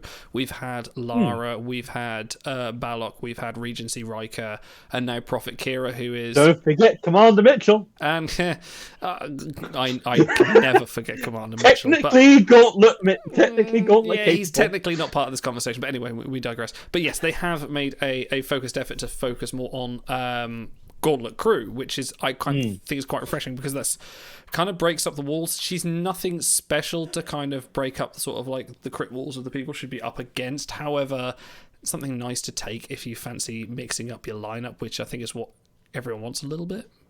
So this was very, I can't even say coincidental. If this was on purpose, then bravo. You're getting credit from me. But we just had Lara in a 6-pack, and she was Sec Command Dip. And she's almost on Kalis's level, just without the crit. She doesn't get high crit, but she's very good. Big Sec roll. and that's the order. Now, 2 weeks later, we are getting Sec, Command, Dip. Another Gauntlet crew, doesn't get big crit, but has a few 25%. So this is basically, this is a great nod. Like, if you're a premium spender and you went for Lara, fine, you're still going to get your money's worth. But if you're not a spender and you only get your crew through events, this is a very great consolation prize for that specific toolbox crew in that area of the game. You're getting a 93% approximation of Lara. You're getting it for free or for cheap, That's and you're getting it 2 weeks later. 93%. Well, Sorry. The EM radiations, I couldn't give you more. I couldn't give you to the 100th percentage. This is data So if this was on purpose, they did a great job of lining that up so that everyone wins. If it's if it's not Hanlon's razor, whatever. If it's accidental, it was still a good lineup. They still did it in the right order and everything else. And not to mention, I mean, if we're talking about strengths, it's Akira. She's had 4 events every year except for one, so she's going to be, even with not great bases, you'd still put her on shuttles. She still has a couple, because I was going to say she's not Human Federation Starfleet. She's not all three of them. Human. That means Spiritual, Bajoran, Maverick. You're going to get a few off-color traits as well that will still probably pop up either in collections or events down the line. So as a package, she's good. She's not 100% correct, but I mean, the art also is pretty good. I was hoping we would get the shot of her, like when she's in the final throes of the battle and you see blood coming down the nose, and that really screams like brutal and power and battle. And obviously they're not going to do the blood thing, but this is about as close as they can get, and I think they did pretty well with it. Yeah, no, this is like, you know what? This is like an 8 out of 10 card. Very well done. More like this, honestly. Like, this can be tweaked, This can be tweaked and fixed. Someone like Lieutenant Commander Gary Mitchell cannot be fixed. I for all our digressing, she's good Voyager, good Gauntlet use. This is a great, it's like you said, Auto. It's a Kira variant. Kiras get events all the time. Like, this is a great card. I want to grab a card of her. Good all rounder. Well done. Yeah, definitely. And if they fix Human Starfleet, Federation Starfleet, all the better. Maybe give her profit back, something like that. Fantastic. But I swear to God, if they remove those 2 traits, which they should, and they don't add the ones that they should, I'm gonna have an aneurysm, okay? Because it's like they keep taking away. You're gonna go on a Star Trek timeline stream and complain. I'm gonna stop spending for at least 6 days. Those sons of bitches. I'm gonna take it to my Prime Minister. Andy! Right, for Simpsons fans out there. Okay, let's move it along. The event which you can win Profit Kira in will also be a rerun event of a athletic-themed event from Yonder. Claymore Scotty is the crew you will win at the 400k mark if you hit that threshold. A Scotty variant Eng-Sec dip in the Jury Rigger collection has aged somewhat. What do we think about this older crew? Now, as I recall, when he came out, I think he was like Voyage rank like 18, 90, maybe 110. I think he was a little better than that, actually. Maybe in the 70s, I think. He was like decent, but he was considered to be inferior copy of Triple Scotty, right down to the fact that his art isn't as good. Were we doing Timelines talks when he came out? There's probably... I believe we were. I don't believe so. Was this before pre-May 2020? He's not that old. He was March 12th. I think we started in May. Yeah, May, June. yeah. Okay. Time is warped and space is bendable. He's got, he's got Duelist, he's Jury Rigger, he's a good Scotty, which is a rare thing. Slightly less rare now, but I was very happy to see him when he first came out, even if his, I believe his sword is incorrect. You know what this is? This is because I mentioned to Ben, this is not a Claymore. That's why he's here. Really not. It's, I hope somebody got fired for that blunder. It is a pointed object of some lethality. I think it's fine. Unfortunately, that's too long to put in the name for Scotty. A pointed object of unknown lethality, Scotty. Debatable lethality. So, I love a good rerun because every now and then you get that perfect synthesis of, I wanted this card to show up. I have them at 3 or 4 out of 5, and it will get me that collection threshold. And being purely selfish, hell yeah. he's also a decent enough card. Like, yeah, we've had a good smattering of good end set cards, and we'll be getting more. But I mean, you could do a lot worse than Claymore Scotty. You could do a lot worse. That's not a knife. This is a knife. I don't. I think he's a little worse than you're selling him, but considering we just had Elizabeth freaking Daner as a 400,000, like this is a card you could still use. Now the power is saying this is the perfect level in my mind for a rerun crew, because you're giving them away for free, quote unquote. Because if someone's going to 400,000, they're probably going to try to get the rank reward as well. And he does have a little bit of use, but he's not strong in any one area. He's serviceable in a few areas. And I think that's the perfect level for a 400,000 threshold. Exactly. Now, I have to point out that Big has won the entire show, and he's like shown us up as being the funniest host, despite not actually being on the show, by saying, "Tell that to Kalis the Interminable." That's easily the funniest line of the night. Let's pack it up right there. We're done. We're done. Yeah, he's a good card. That's all we got. That's all we got. When the shoulders start bouncing, that means you move us along, Idler. Sorry, I was just... Move it up. I was thinking of something else. Okay, let's go to something where I don't actually have the art prepared for, because you decided we were going to talk about this 5 minutes before the show. Last week's... Right, get time in order here. This week's event crew, who me, Genos, and Dan talked about. You guys haven't, and I think everyone wants to hear about your input on this, is, in fact, Racquetball O'Brien, and I'm going to very hastily arrange this on the stream, because I was not prepared. This week's event winner. Guys, please give me your interpretations on this probably quite fantastic looking, well, not fantastic looking, fantastic statistically crew. No. This is the ideal male body, baby. This is you may not like it, but... All right, now flavor text house. All right, so stars you're up, but flavor text. This is fucking disgusting. This is like from tier 1 to tier 10. Chief O'Brien is strongly determined to beat Dr. Bashir at Racquetball. No shit, Sherlock. Does he look strongly determined to? I think he looks mildly vexed. They should call him Determined O'Brien. He looks like Budget Rambo. He looks like Idol as Rambo, basically. He's got the headband. Yeah, the Timeline Talks Award show coming. No, it looks like he's looking at Racquetball Bashir, who just ripped a gigantic fart in that weird body glove he was wearing, and he's like, "Really, bro?" This card's great, and I also love the art. I know people have said, the knees look a bit odd. I'm sorry, but that's what Irishman playing sport kind of looks like, bruh. It's mild. I'm sorry. No offense to Cole Meany. He's a mountain of a man. I love him, but do you really think they've made him very top heavy here? He's quite. He was basically a block, because I did watch the episode recently, and it's pretty faithful art, I would say. Oh my god. Okay, Garrett, Plain Simple Garrett says in chat, he looks like the Chief O'Brien comic. If not anyone's seen that Chief O'Brien work comic, can we please get that Chief O'Brien in the game? Just looking depressed behind his transporter console. I would pay good money for that.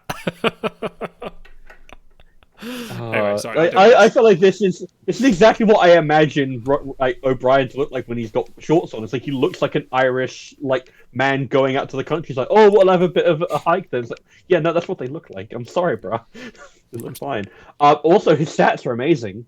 Congratulations on 2 amazing O'Briens in a row. That's kind of a world record. Yeah, so I'm not. This is okay. I think we're pulling out of the nosedive. We're heading back toward cruising altitude. They're mixing in a couple duds like Solok, fine. But if they're going to give us actual crew that will upgrade on crew that we've had for 3 or 4 years, that's what we need sprinkled in at the very least. So, yeah, definitely. I mean, between this, Prophet Kira, Linalis to an extent, there's an upward trend to we're seeing something we can use if we decide to cite them, rather than someone that will wait for retrieval, if they happen to be in a collection. It's literally that thing of the most important person in Federation history. Don't forget that. This is the kind of card where I remember, we have more triannual on a sale. They haven't quite worked out their spacing yet. This is the kind of card that I have this thing of I want a card that is pure utility, one that is purely useless but I like, and then one in between. This is the one that's pure utility. This would stand anyone in good stead for a good long while for Voyages. Really? You don't like him at all? I like him, but it's a case of when it's like stats are stronger than... You know what my tastes in crew are like. They tend to be clean. Very eclectic. Yeah. There's certain standards, come on. So if A certain madness descends, and I just hit the save button over and over again. Oh, waiting Amanda. Oh, shit. if you guys don't remember the episode, it was... That's such a shitty lead off for someone who just watched the episode. What is that was the 30th. Okay, so it was early in season 2, yeah. Episode 11. All right. So the episode is called Arrivals. And essentially they have a O'Brien, I guess, well, besides him being an O'Brien variant, this I guess where's the Eng primary comes from. He basically builds a hoverball court because he used to play back in the day. So O'Brien finds out, they have a little game for fun, and of course the genetically engineered freak beats him.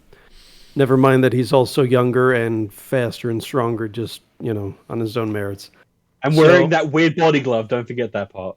Yeah, the dude could have been in like luge gear, with the tailored helmet and like the wetsuit like stuck to his skin, and that would have been completely in character for this competitive. It's like I went for a bike ride with my friend, and I turn up on my mountain bike I've had since I was 15, and he's there on his proper road bike with the proper lycra outfit, and I'm just like, mate, we're just going 2 miles down the road, like, come on. Yeah. And so basically, Bashir whips his pants, whips his butt, and so O'Brien he takes that personally. He's like, hey, because he used to be great at he racquetball. whipped his pants. He used to be wearing like full short like pants, and then he got whipped into shorts. All right, did you guys? I don't know if this was a U.S. thing, but back in like the early 2000s, they had these. They had both tearaway shorts, so like they were pants, but they were like buttons around the knees, so you could rip off the bottom and transform them into shorts. They also had the zipper version, so you could unzip the sleeve around the calf, and you would turn your pants into shorts. Did you guys have that at all? USA, or is that just like that was a me fashion thing? All right, never mind. I had a pair of like kind of tracksuit bottoms that had Chat, help me out. Someone must have had those pants. You okay? There we go. Neo Sapiens got you. Ranarian still got them. This is the important topic of the night. Okay. Who still had this fashion statement? All right, so hold on. Let's get back to this episode. So, the B plot, or maybe it's the A plot. The guy that plays Prince Humperdinck in The Princess Bride comes onto the station. He's an Elorian. He's the same race as Guinan the Listener. And so he gets this little device that can actually change fate, change luck on the station. And he buys a competing bar across some quarks, and they have these like games. He replicated larger versions so that they can change fate. Well, it turns out they're changing the luck of everything on the station. So as the O'Brien-Bashir feud grows, they go to play racquetball, and all of a sudden O'Brien is like this prodigy. He can do no wrong. Every shot he hits makes the mark perfectly, and they're like, what the hell is going on? So they finally figure out that the Humperdinck storyline is conflicting with this one and changing the luck on the station. So it's a fun little episode. It's a good Quark episode. It's a good O'Brien episode, and I did try to audit it for traits, and they were pretty good. The only thing you could maybe add would be romantic, because this is like the one time in the whole show that I can remember that Keiko's completely sweet and supportive, and it's like kick his butt. Yeah, kick his butt. She takes his headband and she scents it with her own perfume, so that she will be with him while he's competing, and that he has that extra little bit of drive to win it for her. So it's like a really fun episode. Yeah, she puts the headband on. I think she gives him a little kiss and just kick his butt. It's like I remember that being a really sweet moment. So. And the art is great, the stats are great, the traits are pretty much right. Like, this is a great card top to bottom. I'm happy to have it in game. Fun Trek connection. Chris Sarandon, who is Mr. Humperdinck, played the police detective in the first Child's Play movie, which also featured Catherine Hicks, aka Gillian Taylor, as the mother of the kid, and Brad Dourif, otherwise known as Lon Suder. Lon Suder. So you have 3 Trek alumni in a horror movie together. So that's a bit of fun. That's a bit. They get everywhere. Do you guys ever do this? Like when a new crew comes out, I go to the Memory Alpha page and read about it. And they always, if you go to the actors No, page, I remember them all perfectly. I believe that actually. If you go to the actors page on Memory Alpha, they always like list what other shows they were in with Trek alum, and that's really cool to find those connections, right? It's everywhere. I mean, it's all part of the sort of same Canadian TV block, isn't it? So they were all sort of like sharing actors at that point. Okay, let me fix my bodge and move on to Fix your bodge. fix my bodge, and that's not a euphemism. Like Yeah, I I know. points out, the Child's Play was our charity time. Right. Timeless When you feature, said so Child's Play, it I'm all like, ties together. I thought that's what you were talking about. Mischances. It's like poetry; it rhymes. Hey, enough of the Star Wars references. Moving on to this week's Is it possible to learn this power? another sword-wielding duelist to come this week. Dr. Schweitzer. Oh no, wait, sorry. Beowulf EMH. Oh, Legendary Dipsec Command. I kind of want to save them for the end, but Well, we're here now. we've already transitioned. The only physician in the game with no med and a head that is slightly too big for his shoulders is here in a Tuesday pack. Thank God I don't have to play for him for an event because actual Claymore apparently no name says. They're just doing it to mess with us. Claymore EMH. Yeah, Namor EMH, come on. Emergency medical So- Namor. so I hate this card. Yeah, you guys talk about this. I'll be back. So I hate this card for a number of reasons, and one I just realized I'm finding new reasons to hate this card all the time. And the new number one reason I hate this card, his head is as pointy as the tip of his sword. This is atrocious art. It is really stiff, artificial. He looks like he belongs in Madame Tussauds, and we complained a little bit about the Zimmerman. Dude, there's a dive, by the way. We complained about the Zimmerman art looking a bit orange. That looks like the fucking Mona Lisa in comparison. This looks rough, man. It's not what I think of when I think of this episode. I think he adopts this pose maybe all of 1 second, and then it's like, I think he like overbalances with it. And I remember that. I remember him tenderly nibbling at that chicken leg while he's talking about his medical exploits. I remember him having a tender moment with Lady Freya. I remember all of that. I don't remember him looking this stiff and awful. Someone actually said they should have just had the art of him holding the gigantic turkey leg, and that would have been... Honestly, yeah. Yeah. That would have been hilarious. I would have been way happier with that. I don't think of him wielding the sword because it doesn't evoke the episode. I talk about it all the time. Every time it comes out, does it evoke the episode? And no, it doesn't. All right. Because let's go to the other problem. Skycap has redeemed these sacred hair flips. All hail Schweitzer. All hail Schweitzer! Which, by the way, if I can You want to take this? do a small segue, the quote from the episode is, all hail the hero, all hail Schweitzer. Hmm. And it might be a little wrong, but essentially they call him a hero in episode, and it always like it tickles back my brain when someone says a trait in the episode. I'm like, ooh, does that trait apply? So he's missing a few traits. He's missing human, which they made a big emphasis to that in the big trait audit. So that one is like a no-brainer. They have to add that hero. Now, there's Beowulf Kim who doesn't have it from the same episode, which.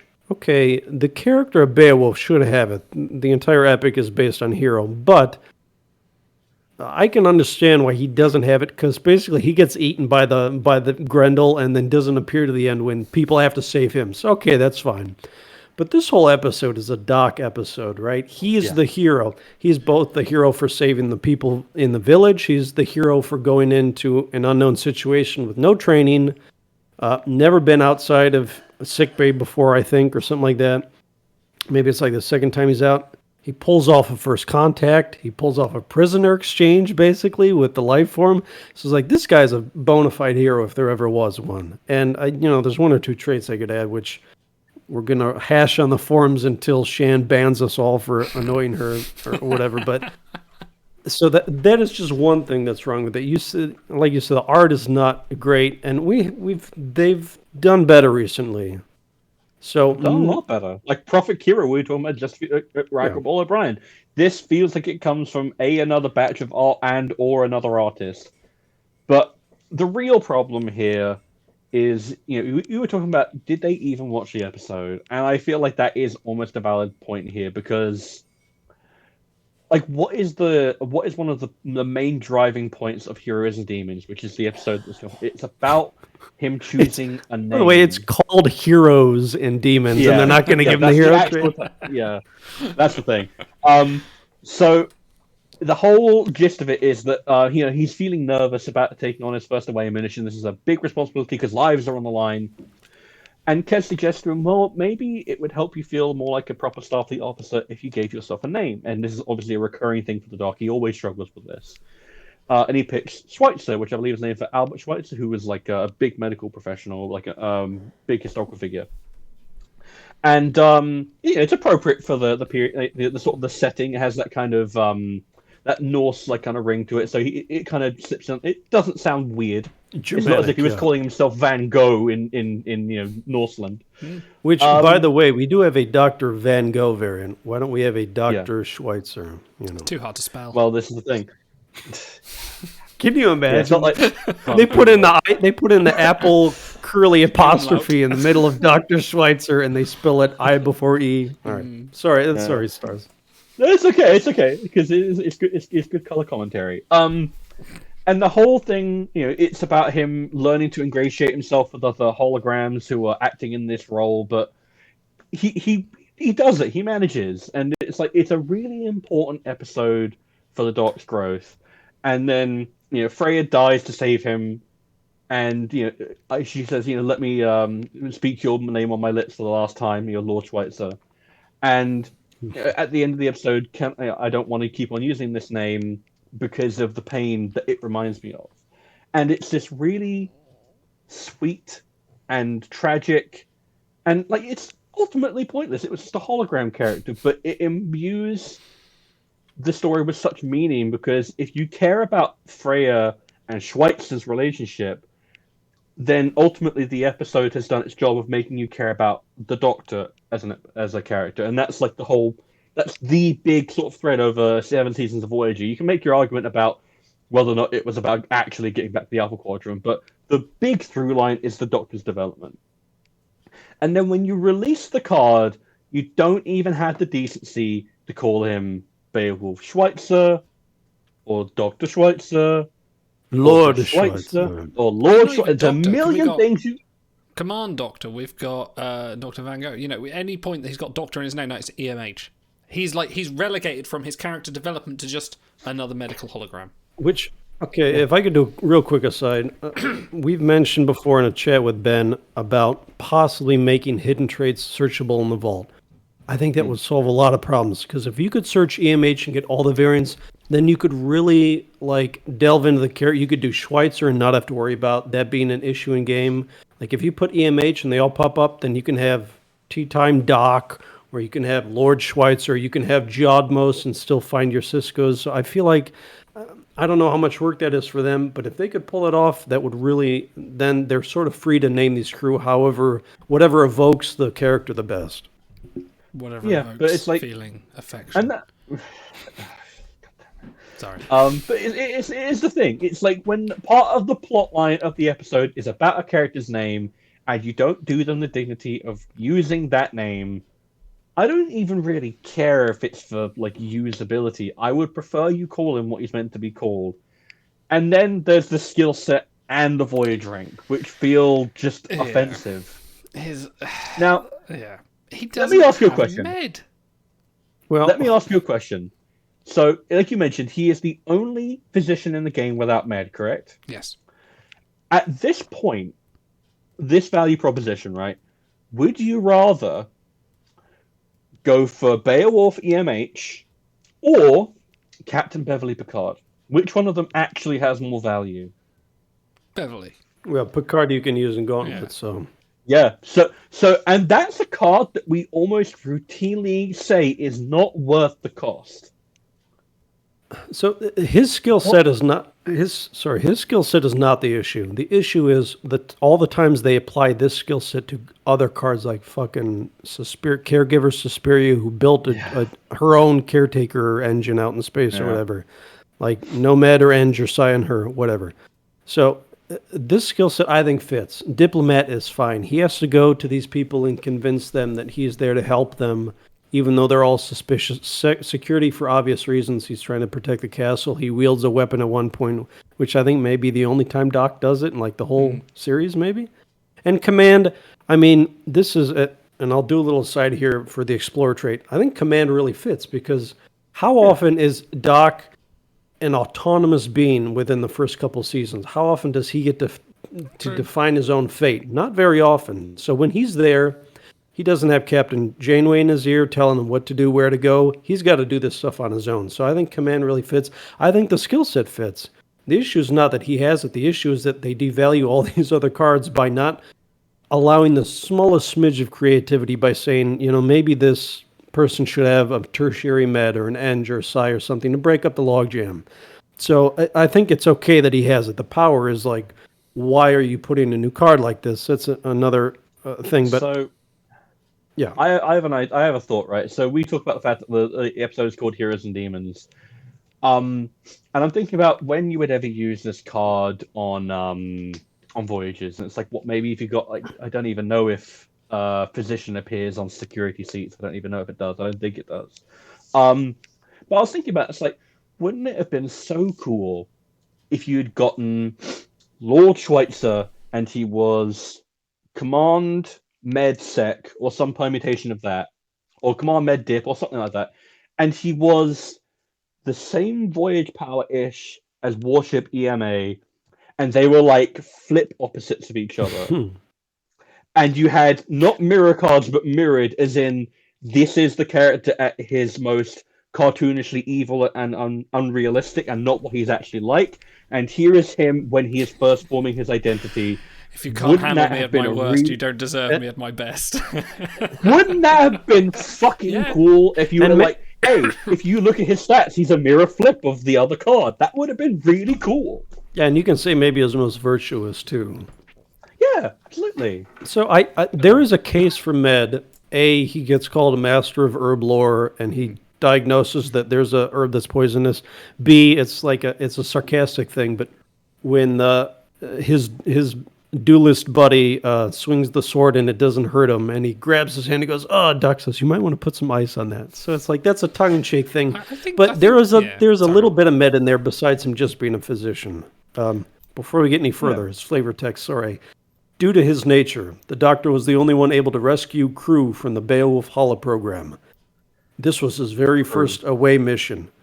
By the way, very few crew get multiple sentences in flavor, and I know I'm the only person in the universe who cares about this, but that's a little extra special thing that I really appreciate. So excellent. You have one job on this stupid shit, and it's done, but you're gonna do it.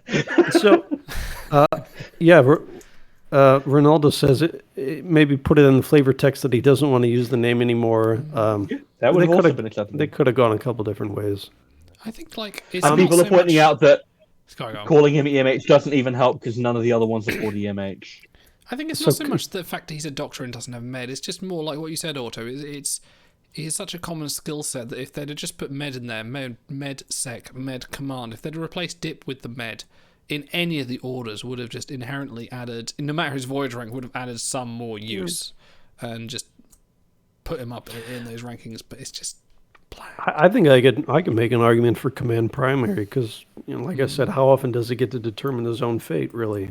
I would have been fine with that. Cairo points out in chat, Freya likes his Lord Schweitzer better than the one without part of his arm. If they did his art with his arm phased out of existence, that would be real cool. There's nothing here but worthless gold. Thank you. Thank you, Jonas. If you guys have watched if you guys remember the episode, when they first hand him the sword, it's this giant claymore, right? And Doc doesn't know what to expect.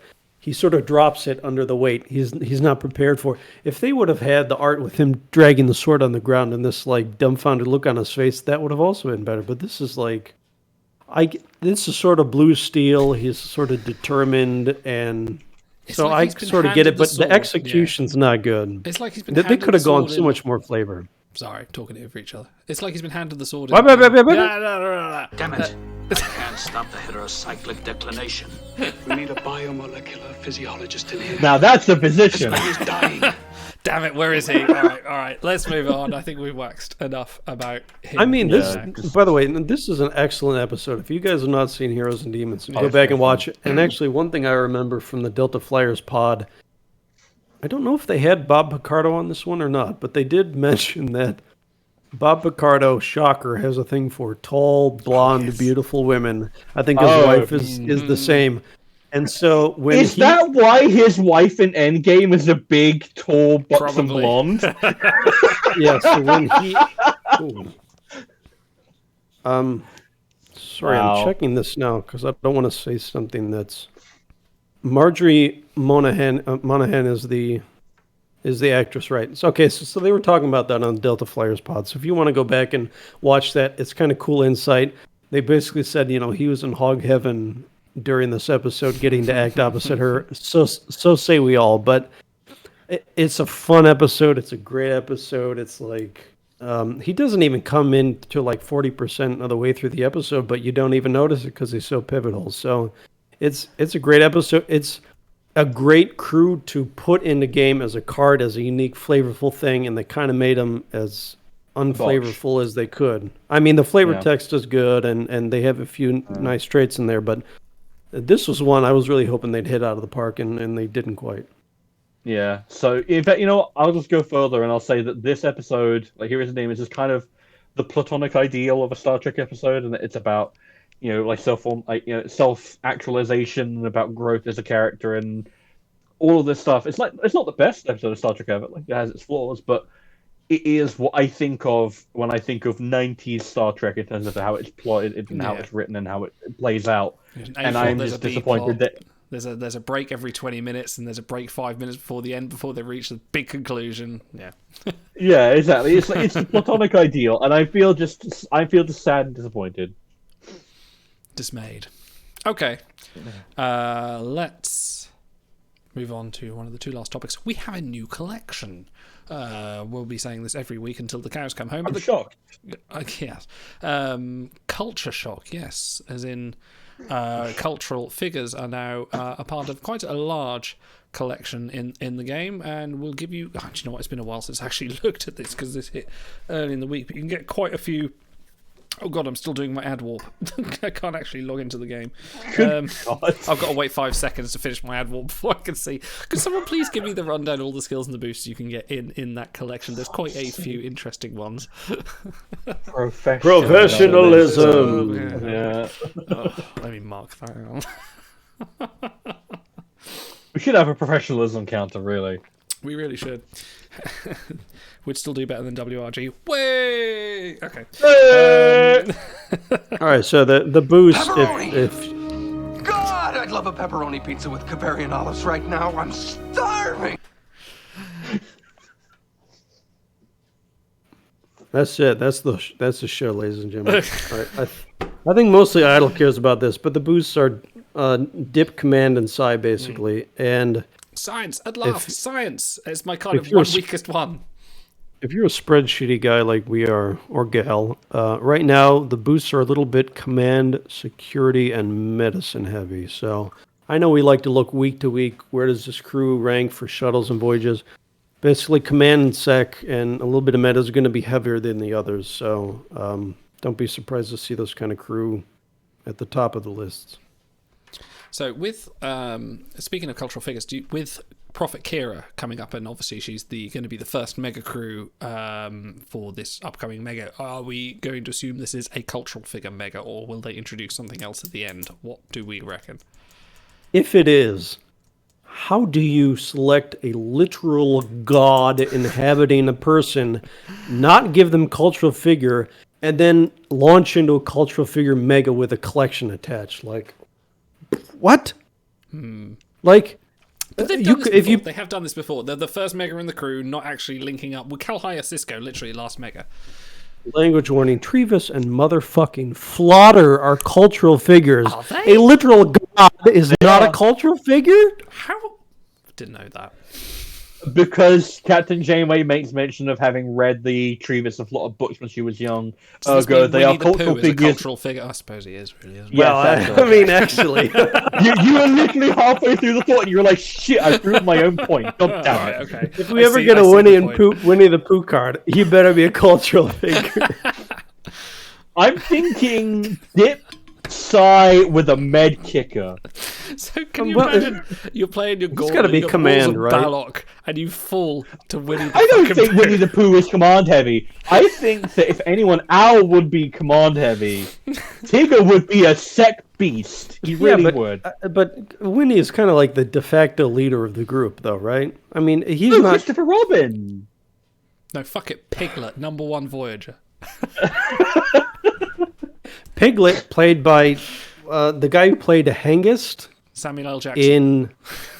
Not Samuel L. Jackson. The guy from the Rejik Jarrus episode. Where's my fucking honey, motherfucker? Oh, that's terrible. I'm sorry. Anyway, Piglet is a Trek alum. That's all you need to know. Okay. Anyway, what are we talking about? Cultural figures. I feel like Kenga would be a caregiver with a med base, like a large med base. Owl would probably be a full cultural figure. Eeyore's got to be like a Dip 1 skiller, right? Nifty Mittens just said Eeyore is a one-star boosted med of 13, but you could have a variant of him without his tail, where he's even grumpier, and that's a 5-star variant. Eeyore, I'm going to timestamp this link for... That's the one you want. Alright, you fuse the jar of honey card with the Winnie the Pooh card for a fusion crew. Alright, since I put in the time to write down these notes, I'm going to run through them, despite them being inferior discussion to what we're doing. Alright, basically this collection brings up a bunch of crew to 4 There's only 2 purple, 1 purple, 1 gold with 5 collections in the game. That's Niners Rom and Tuxedo Nog. This collection brings up a bunch of them to 4 collections, so I want to run down a bunch of the more well-known names that might be affected. Marshall Franz Q. Well, let's start with the purples. He was a campaign crew a little while back. He's a good gauntlet card, and he's up to 4 collections now. So if you think maybe his bases aren't good, I don't want to cite him, or I don't want to take him in and behold, he's up to 4 collections now. That's a lot of value. Ardra, very well-known in Arena. Her stats are kind of garbage outside of it, but she has a good set of traits, and they're finally starting to hit. She's in costumed and... Now, a culture figure, 2 big collections. Anxious Kirk, when he hits the portal, there's going to be a mad rush for him. This is a fusion crew that creates a monster reunion Spock and Kirk crew. You may want to keep an extra copy of him aside because now he's inspiring and culture figure. 2 collections for purple is pretty good return on investment. And then the last purple I want to highlight, Lucian, a Voyage exclusive crew. So Ben did confirm on our last Q&A that there is another Voyage exclusive crew coming. So I personally am holding my Voyage tokens for that. But if you guys don't have Lucian yet, he's only a 2-parter. Maybe you can get him naturally as well without having to run the whole thing. Yeah, yes, the only problem with getting Lucian is the other Voyage dilemma gives you Rabbit, and I find Rabbit is a more appealing card overall. You have to save this for a fake crew, I think. Dude, the Simpsons bit we did was still one of my favorite bits we've ever done. Wait, what bit? The Simpsons one. Do you remember that? Oh. Yeah. Yeah, it was on the drunk stream. Oh, was that the drunk stream? Of course it was, yeah. Oh boy. A lot of good things came out of that drunk stream. Alright, let me quickly cover some golds. Locutus and Caretaker, they're both Gauntlet exclusive crews. Locutus is up to 4 collections, including the exclusive Gauntlet one. We talked a little bit recently about maybe citing him. Now, you did get a copy at 20,000 Gauntlet rounds, but the evidence is I think he's still got Duelist, Cyberneticist, Brutal that could maybe hit on collections down the line. So it's like if this guy starts getting 5-6 territory, maybe you say, screw it, I'm citing him. Stars, you're going to live this one. Carl, Guardian of Forever. Now, when he's still not in the portal. When he joined the game, he was in 2 collections. A few months later, he's now in 4. So he doesn't have any other traits that might be tapped, but if you want to cite this crew... All right, someone turn that one into a GIF. If you want to cite Carl for collection value, he's way up there. 2 Honor Hall crew, Kalis, Captain Tribble, both cultural figures. So Captain Tribble is a cultural figure? Don't ask me. You know what? I just realized why. Because what do you call like a collection of bacteria? It's a culture, and if you look at tribbles and they clump together, then it's a culture of tribbles. I can keep on talking about Winnie the Pooh voyage stats if you want. Yeah, that's what Chat's Chad moved is on to doing. Paddington Bear now, so... Okay. I see. So if you guys are on the fence for Honor Hall crew, both of the Captain Tribble and Kalis both are up to 3 collections. Both of them you would actually still use. Kalis and Gauntlet, Tribble on shuttles. Reunion, Spock and Kirk, powerhouse for events and voyages, and pretty good base. This is their third collection. They really only have Telepath left for possible traits, but I mean the collection's almost cherry on top with all their other use. Faltorpan Spock, the crew that you have to fuse. He's a cultural figure. So maybe you want to keep an extra copy of him around. This is his third collection as well. He's got Vulcan and I think exobiology or something. Exobiology, yeah. Right. And then honorable mention to Professor James Moriarty. This is actually his first collection, but he's a really trait-rich crew. Villain, hologram, prodigy, duelist, cyberneticist. He's got a lot of good traits that may hit in the future. So, I mean, if you maybe seeing them behold and want to add a star.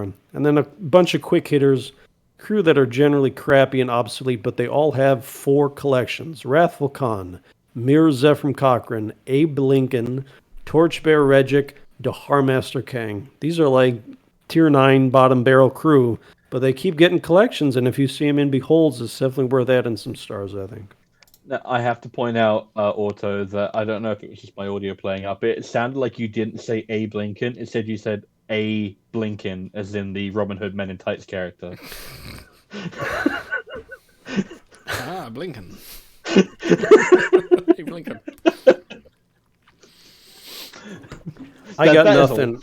Instead, here's a large chunk of chorizo. I can't wait to break into this bad boy. And I got a gift from a friend the other day. Do you mind not waving your sausage on stream, please? You like what you see? At least it's only one of them. Thick and it's girthy. There's a lot you can do with that sausage. Have you got 2? You can tell we're winding down on the I've got stream. 3. All right. Very, very last thing. Top off the show is there has been a new deal. It's about that big and that thick and that long. It's about this long and this. Dude, if we get fucking Bad Boy Wesley, we're doing a 4-hour stream devoted to. We're gonna rewatch the episode. We're gonna.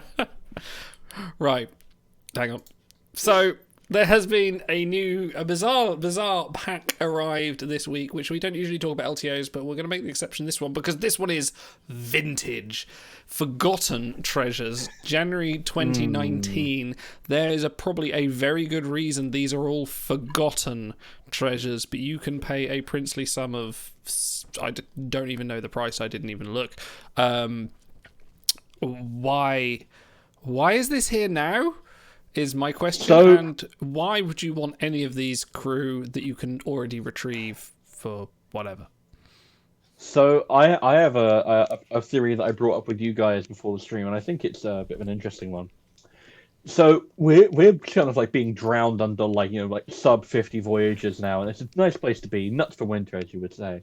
But there was a period of time where we were looking at 160 Voyager as the standard, right? And I remember a good few people, including noted number 2 faction winner DC Pilot, mentioning I should just be retrieving 2019 or 2020 crew because they are actually just better than the new crew I'm getting at this point. Lo and behold, they then bring out crew from January 2019 as if to confirm, yes, those crew are better than some of the recent ones we've offered. Please don't look too long at Damon Solok.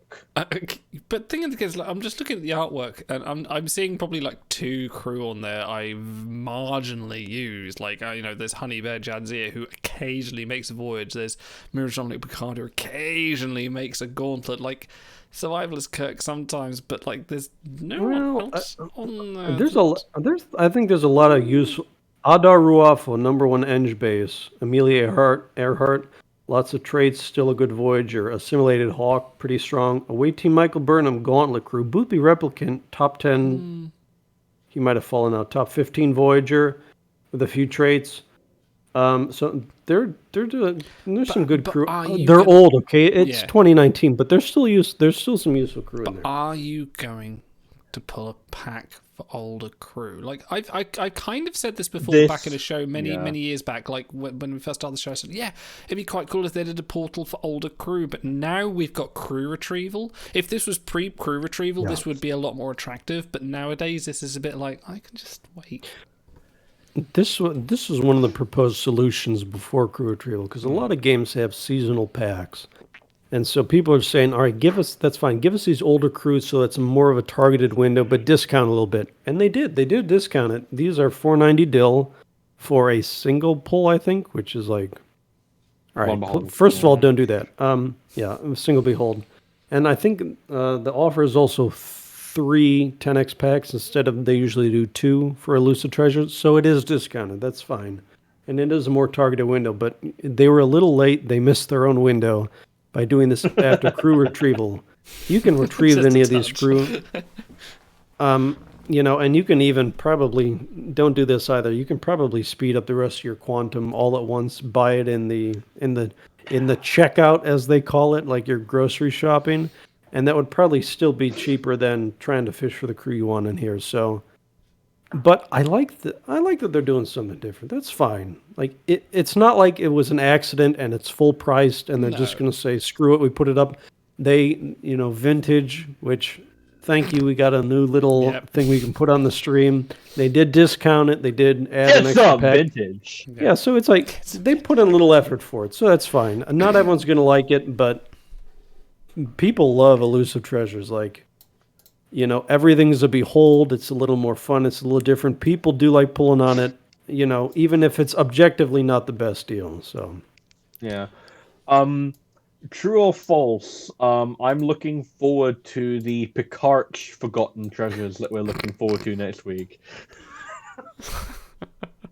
Dude, if we ever see the word Picard in an official Star Trek Timelines communique, like that, just drop the mic and walk away, because you've won the. That's what I'll have won by pure groundswell, and I can call that a win. But I'm going to quote Stars here, and I'm going to say, who is this for?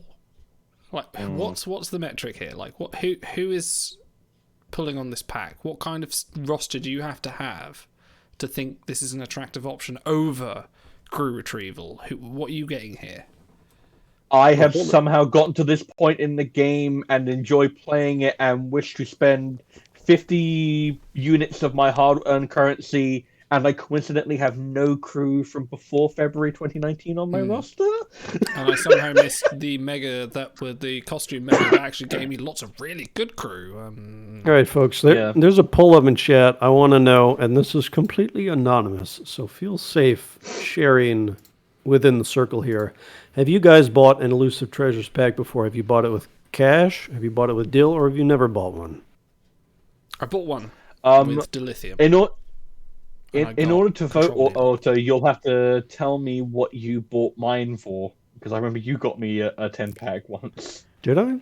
It must. Yeah, that's how I ended up with Face of Rios and stuff like that. Okay, it must have been cash then. Okay. I'm extremely extravagant with my friends. I just throw Latin around like it's nothing. You just hang out in the pool and you're like, yes, I shall. All right, first of all, that was the first day we got there, so I had absolutely no tan. Secondly, the sun wasn't up, so I looked like fucking Racquetball O'Brien. We've spoken about this since. I look like a friggin' potato. Third of all, that better be in the rotation for What the Dub. Oh, yes, I need to make that. That needs to be like... Oh, yeah, I need to put that in there. Anyway. Okay, so for all the derision that people, Elusive Treasures buyers get, it looks like most people have at least tried it out before with cash or DIL, so...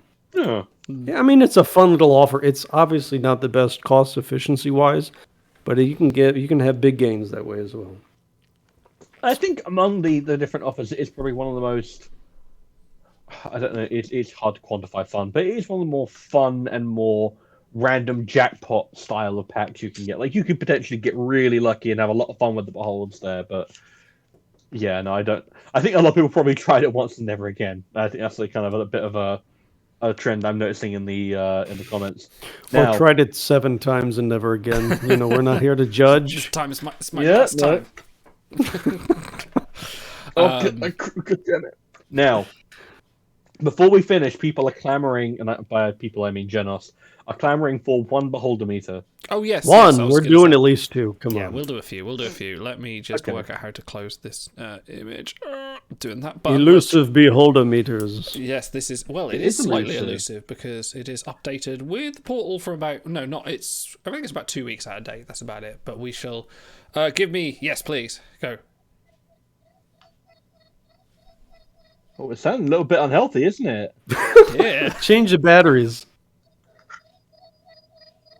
Yeah, I need to change the batteries in that sucker. Okay, we'll stop it here. Okay, they're very thematical. Speaking of collections and Oh, the wow. Beowulf episode, we have 0 stars on Wrathful. Are you listening, Auto? With 0 stars on Wrathful Khan, 0 stars on Age of Sail Beverly Crusher, and a 0 stars on Beowulf Kim. By the way, for our podcast listeners, have you ever bought an Elusive Treasures 10X pack, meaning 10 beholds? 53% have bought one with cash, 29% have never bought one, 18% have bought one with dilithium before.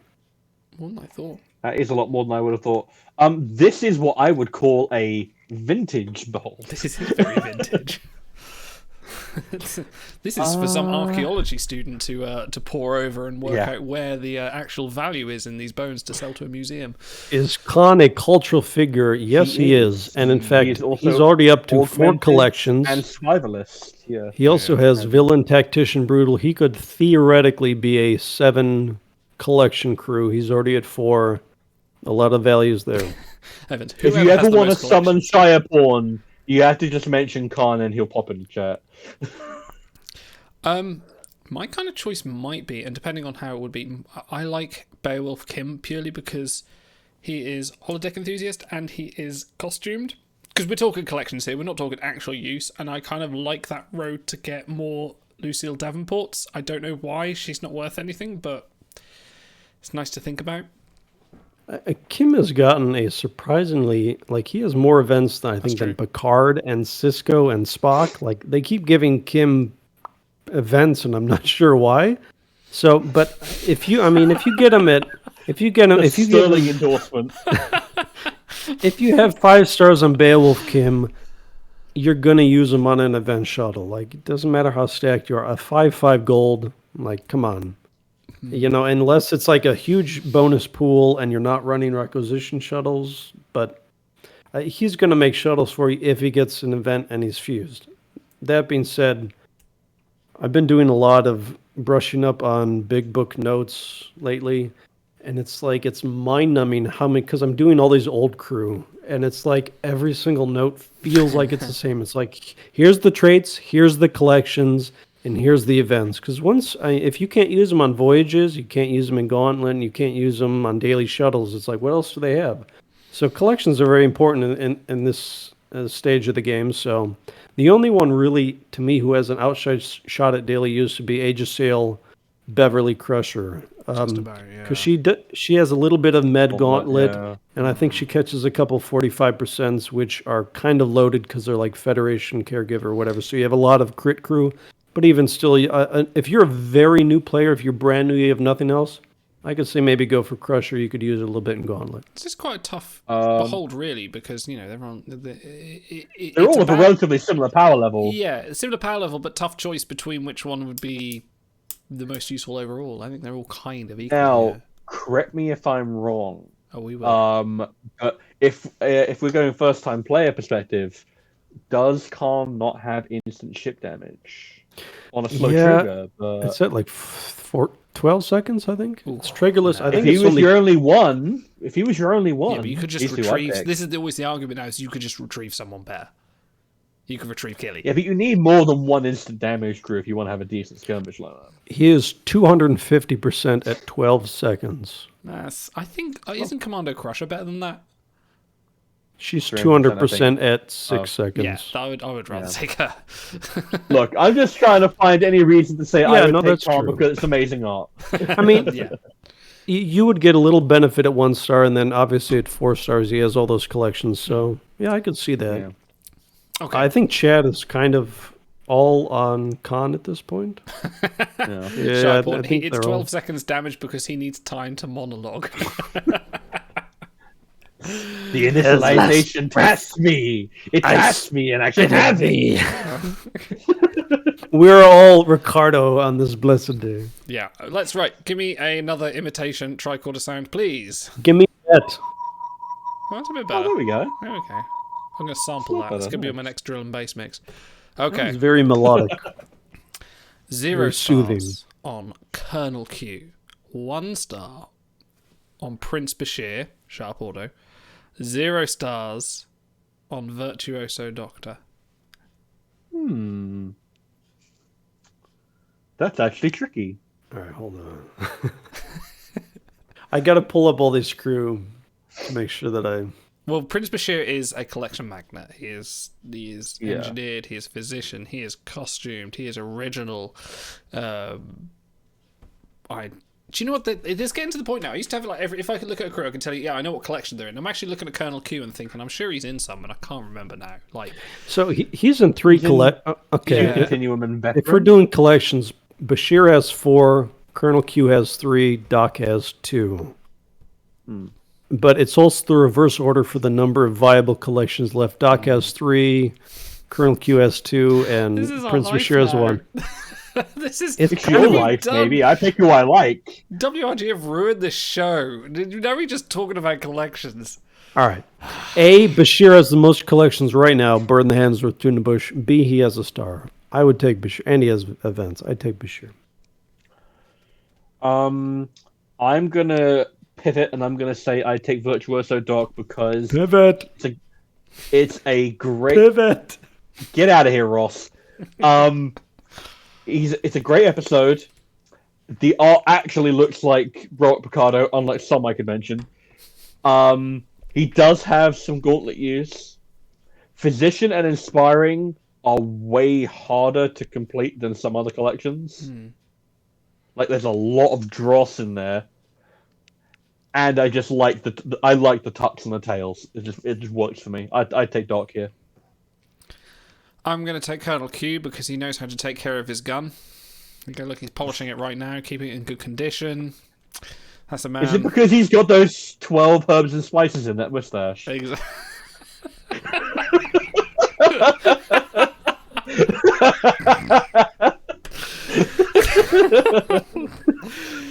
Oh, I never thought we'd end the show on a KFC joke. There you are. All right, let's spin it again. Let's hope it's not all back collections, but I'm yet to be. Okay. Okay, this is quite interesting. These are all 0 stars. All right, hold on. There's a poll up in chat because every time we talk about Doctor Variant, we're like, this is such a great episode, and it's not a coincidence because Bob Picardo is great. If we did a Robert Picardo themed Timelines Talks where we talk about all his variants, all his episodes, and break it down, is that something like a whole theme episode where we just skip the event crew for 1 week and talk about it? You like that, or you want to make sure we talk about the new crew each week? I'm down.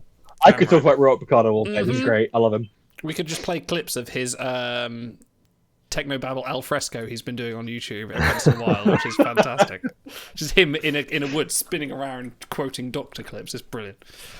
Anyway, we have a 0 stars on all these crews. So Leonardo da Vinci, Control Leland, or a UFP President, Red Foreman. I can't say the name. No, do it. Come on. Just try. I need to find it. No, I need to pronounce it. Hang on. UFP President Spaghetti. It's right there in the name. Ragora Try. Yeah. Yes. This is just tricky one because obviously it's not the president unless you're a big undiscovered country President, fan. He's a cultural figure. So he's in 2 collections now, diplomat and cultural figure. With his esteemed colleague Winnie the Pooh, he's right up there. You fit right in with the 100-acre wood as well. Are we doing the Winnie the Pooh stream or the Robert Picardo stream first? Has Robert Picardo ever been on Winnie the Pooh? There could be an intersection. Which one of us gets banned by the Chinese government? Come on. Clearly me, I'm gay. That's true. We've been done a long time ago, haven't we? Leo By or the way, Leland, I think. So, all right. So Stars is his old camera went all humanoid figure, where it's like the gamma's turned down to 0 basically. So he's like this super dark figure, shadowy figure. So right now he's running off his phone, and we're testing stuff pre-stream. And he turns on his phone, and it's sitting like right next to his face, and we see this glorious high definition. You can count the number of hairs in his beard on Star's face, and it's like, oh my god, we've never seen this side of Stars before. Me and Auto were literally speechless. We couldn't look away. It was like, oh my god, you're beautiful. There was like a fan blowing right off camera, and his hair was like flowing. That was great. It was glorious. Never gonna dance again. No. Guilty feet ain't got no rhythm. All right, as long as we're doing the collection thing, Leo has 3. He also has Hologram, Prodigy, Artist, Civilian. All of those could possibly. Often. Right. Well, oh no, I can't say that. That's not public yet. So he has a lot of traits that could hit. He already has 3, and you'd actually still use them on voyages. You would use Leland, but but we have a lot of command that suck out there. So I think it's Leo. Lately, so. I think it's easy, Leo. Chad agrees with that. Leo. So Leo is great because I have to bring it up every time. He is played by how have I forgotten? John Rhys Davies and my ex. Davies, who plays Gimli. He also plays General Pushkin in one of my favorite Bond movies. He's a great character actor. I also want to throw out a note of appreciation for Control Leland, and it's not just because of like it's not anything to do with the card, but it's more about the art and the character. I love that they went to the level of overkill, that he not just has the big threatening Discovery phaser rifle, he also decided to bring 2 phasers that are glowing ominously set to kill. So I don't think, does he even use those in the episode, or are they there just for threats? Thank you, number 5. Yes, he was in Sliders as well. I had that on the tip of my tongue. Oh, yeah. and Raiders of the Lost Ark. He's been in everything. John Rhys Davies is in everything. No, though I think he did use them, but I'm pretty sure... Oh, yeah, because he drops the rifle and he shoots a few red shirts. Yeah, but then sort of Giorgio comes in, they start like having their crouching tiger, hidden dragon karate fight in the corridors of... Obligatory, yeah. Of course. Yeah. I was watching Shang-Chi the other night, and good. Michelle Yeoh was in there, and I was like, "Oh, hi, Captain Giorgio," and she looks the exact. She has not aged since Tomorrow Never Dies. I can't. No, she is immortal. She is forever. Yeah. Cool. Okay. Take Leonardo da Vinci and don't look back. Listen, I am a sucker for. I'm a sucker for in like dramas or in action movies, where the good guy runs out of ammo and he just like throws his gun away and he pulls out the spare from out of nowhere, and like they never run out of gun. They just pull it instead of like reloading the gun. They just throw the gun away and pull out a fresh gun, and it's like whatever. I'm there for it, you know. Have you ever one of my favorite examples of that isn't actually in the James Bond movie Goldeneye, because Bond picks up and throws away Kalashnikovs like they're candy. There is literally a moment where he and Natalia of GoldenEye N64 fame are running through these like Russian archives, and he has this like Kalashnikov, and he comes up the stairs, slides onto the ground, and is like firing randomly. Gets back up on his feet, is shooting at one guy, and then she grabs him and turns him like he's a turret.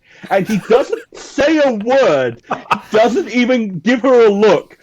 He just turns, acquires target, shoots, drops his gun and picks up theirs and goes, and it's amazing. I think one of my favorite. If you ever there's a channel somewhere that does like stupid reload animation for games. You know, the standard reload animation that you got in front of you, drop the clip and then you put a new clip in. My favorite one is where they've got they drop the clip, throw away the gun, get another gun, put it on the clip, and then keep firing. I love just stupid shit like that. I think we're done here. For anyone, come and join the Discord. We have our usual show titles there. Lots of other fun things we do on there. I know it's a long shot, but you want to just do some Armada anyway. Like Am I going to do so? We can do. We can clip the video here. Let's do an hour of Armada. Like, we're in a good mood or whatever. Just adding editing time for me later. Okay, yeah, let's do some Armada. Well, it did promise people we were going to. I know Plain Simple Garrick is itching for me to play this some more. Let me rearrange my windows ever so slightly so I can do this, and I will run that. Show's done. If you only care about timelines, don't watch this. Jesus Christ! No, what am I saying? Hang on. Yeah, the thing is, it's this entrapment for poor Jonas because he has to stay for hair flips. That's true. Yes, you're gonna have to watch us play Armada. Right, I've got to find out where I put it now. I am shocked that a lightly snoring Shiaporn is still chatting in chat. I thought he'd be out like a light already. Armada, ISO? No, where did I put that? What drive did I put that on? Oh, God. Right, there we go. Star Trek games. That's the one. Here we are. I'll be back. You will have nothing but your honor. Except my honor. Right. I will need to share screen first. Let's do that. Do I have to play for time? Please do, while I'm setting things up. What screen is this? This is screen 1. There we go. So one of my favorite Bond villain gimmicks is the one from The World Is Not Enough. Because the main villain for that is marketed to be Robert Carlyle. He's pretty good. He's decent in that movie. But the actual villain is Sophie Marceau, who is set up to be the love interest. And it's amazing because she is initially set up to be very much like Bond's wife in how she is portrayed. Oh, yeah. And then the actual character concept for her is, what if Bond met his wife, but she was actually his archenemy? And I think that's such a strong concept. For a movie from 1999, Shiaporn, I ain't spoiling shit. Okay, I'm waiting for Armada to load. This is a game from 1999, Shiaporn. Sorry. Yeah, there's spoilers for Star Trek Armada for streaming it. Ooh. Oh god, what's going on? This is always a risky proposition when I load this game, because sometimes it works, sometimes it doesn't. Oh god. We're going to have to Control-Alt-Delete here. See, this is why Nifty is my favourite. He just quoted what she says just before Bond shoots her. Because she says, you would never shoot me, you'd miss me. And then he just coldly shoots her in the head and says, I never miss. Right, hang on. We have to crash something here. Then he kisses the body, which is odd. But that's kind of a thing in action movies, so I kind of allow it.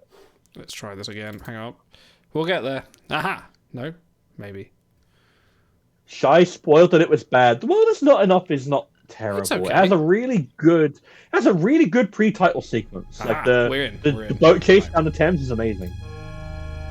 Right, we are on Borg mission extermination. You can't see it just yet on screen, but you will just a second. Here we go. Aha. I just need to very quickly Alt-Tab and do that and then that, and hopefully it won't freak out and crash. No, don't crash, don't crash. All right, if I can bring in some real life into this. So I grew up in the U.S., moved to Germany 6 years ago. So one thing that was fun, a little culture shift for me, they have Christmas markets here. And it's like it's stall after stall of people have handmade goods. They have wicker baskets, they have wood carvings, they have glass beads. A lot of them are like food stuff, and it's, yes? No, sorry. I'm just, yes, it's loaded. Right, so carry on. You're just gesturing, okay. Yeah. And so, do you guys have that in the UK? Because I had never. Sort of Christmas markets, don't we? Small, not to the same degree. Okay. Like even in London, you wouldn't have like an actual proper marketplace. You might have like one up in town, and it's a marketed thing. I don't think it would be quite as good as yours. Do we have Glühwein? Yes, we have hot spiced wine, and it's very delicious. Pleiades cluster. Backbeat, more bit. Should there be voiceover? Didn't you know this is Borg language? Primary Oh, objective. beautiful. Return the Omega particle to Unimatrix 001. Construction of a transwarp gate is necessary for this operation. Preliminary scans determine this to be the ideal location for construction of the gate. Local species 9341 have been identified in the area. Species 9341 is not suitable for assimilation. Eliminate species 9341 before construction of a transwarp gate begins. Okay. Eliminate all alien entities, build a transwarp gate. By the way, if you guys are were aware, they did. I guess because who was it? Was it Activision that had all the rights to these old Trek games? Apparently, they released them recently. So if you go to GOG.com/partner/Star Trek, Star Trek one word, they added a bunch of games, Bridge Commander, Elite Force, Hidden Evil, and stuff that you can go and get for just $10. And they have Armada and Armada 2 on the list as to be announced. It's not there yet, and I've been checking you're like. itching to get on it, aren't you? I know. So if you You guys like that old Trek Chappelle games, skit, just like y'all got any of that Armada? yeah. What's happening with this diamond? Just freaking out. It's because it's 2D and they have collisions. So Yeah, but I mean, like... It's having a rave, don't mind. Right, you here. State objective. Come on, X89244744, get over it. Oh, I've got another one. Let's get another one of these. Confirmed. Negotiation. is your camera like tilted or something? You can tilt. You can do this, can't you? Like, you can go all the way in. You can go Okay. all the way in. Initiating station construction. Usually it takes getting beaten to be tilted, but I guess I was on Yeah, just do it naturally. Right. New directive. I need to send someone out to explore, but I don't really have a dummy scout ship at the moment. So we've got to build a transwarp gate. What was my other objective? Can you remember? Eliminate all alien entities. Oh, I was cool. just They're not suitable for talking elimination. about hot wine and stuff. So I don't know. Right, what's the abilities here? So the diamond's like the science vessel, isn't it? Let's look here so you can assimilate. Build assimilate yet. The diamond has this like chain lightning ability that is outrageously strong. Ultrinium Ah, the burst. Palpatine of the Borg. What's that one? Nanites. Infects enemy communication system, scramble interface controls. Computer override. Seizes control of an enemy vessel. Station construction complete. Shield remodulation. That's kind of broken. Yeah. The Let's collective get... Oh, I can't build it yet. relocate to We need to bridge. find another State new directive. dilithium, really. See, I was also. You be proud. I was employing your transport as much as you can over to and take over as many people as you can, but unfortunately, every time I did that, they kept destroying Objective themselves. received. It takes finesse. By the way, the aliens in this mission you can't like assimilate or transport to, so you just gotta kill everything. That makes sense. Engaged. The Well, that saves me some collective is research. under attack. I think the little beam they fire also hurts your crew, so Oh, make sure your ships are well crewed. Objective. So what species is this? This is species 9341. Are they one we've seen before? I don't recognize this I think weird, they're just like... made up. But they explode Okay. like a starship would. Because they look like kidneys that have like glopped together and started flying through space. They're filled with methane, and that's why they explode. They're like cows in space. What's my other constructor? What can you build? Can you build me anything yet? Oh yes, let's get some. You can build a brighter future, Idol, but only if you start right now.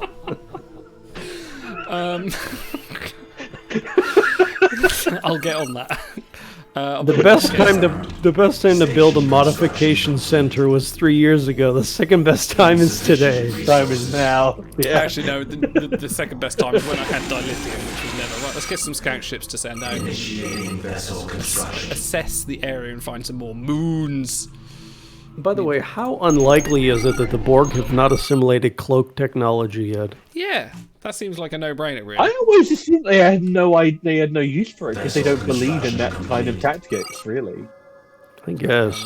That one. The Borg tactical methodology has always been show up, announce your intentions, and people will either get scared enough to give up or run away, in which case they're divided and easier to assimilate.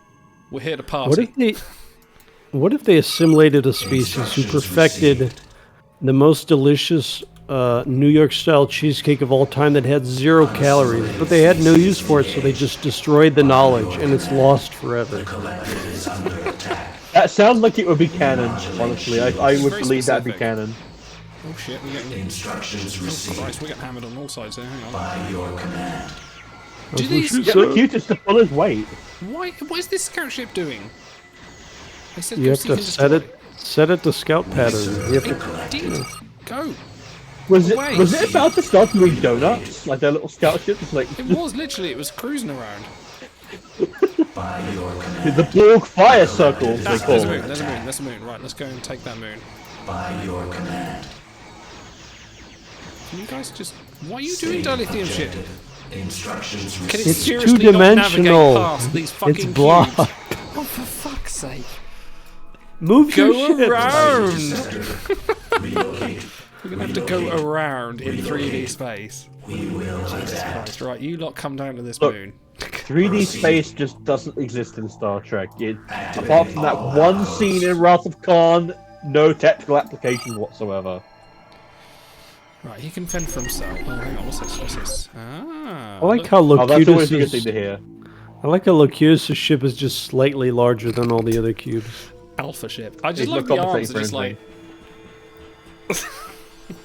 Oh, he's got Mother entity. yes. To be One fair, alien they do look properly Star Trek-y. By your command.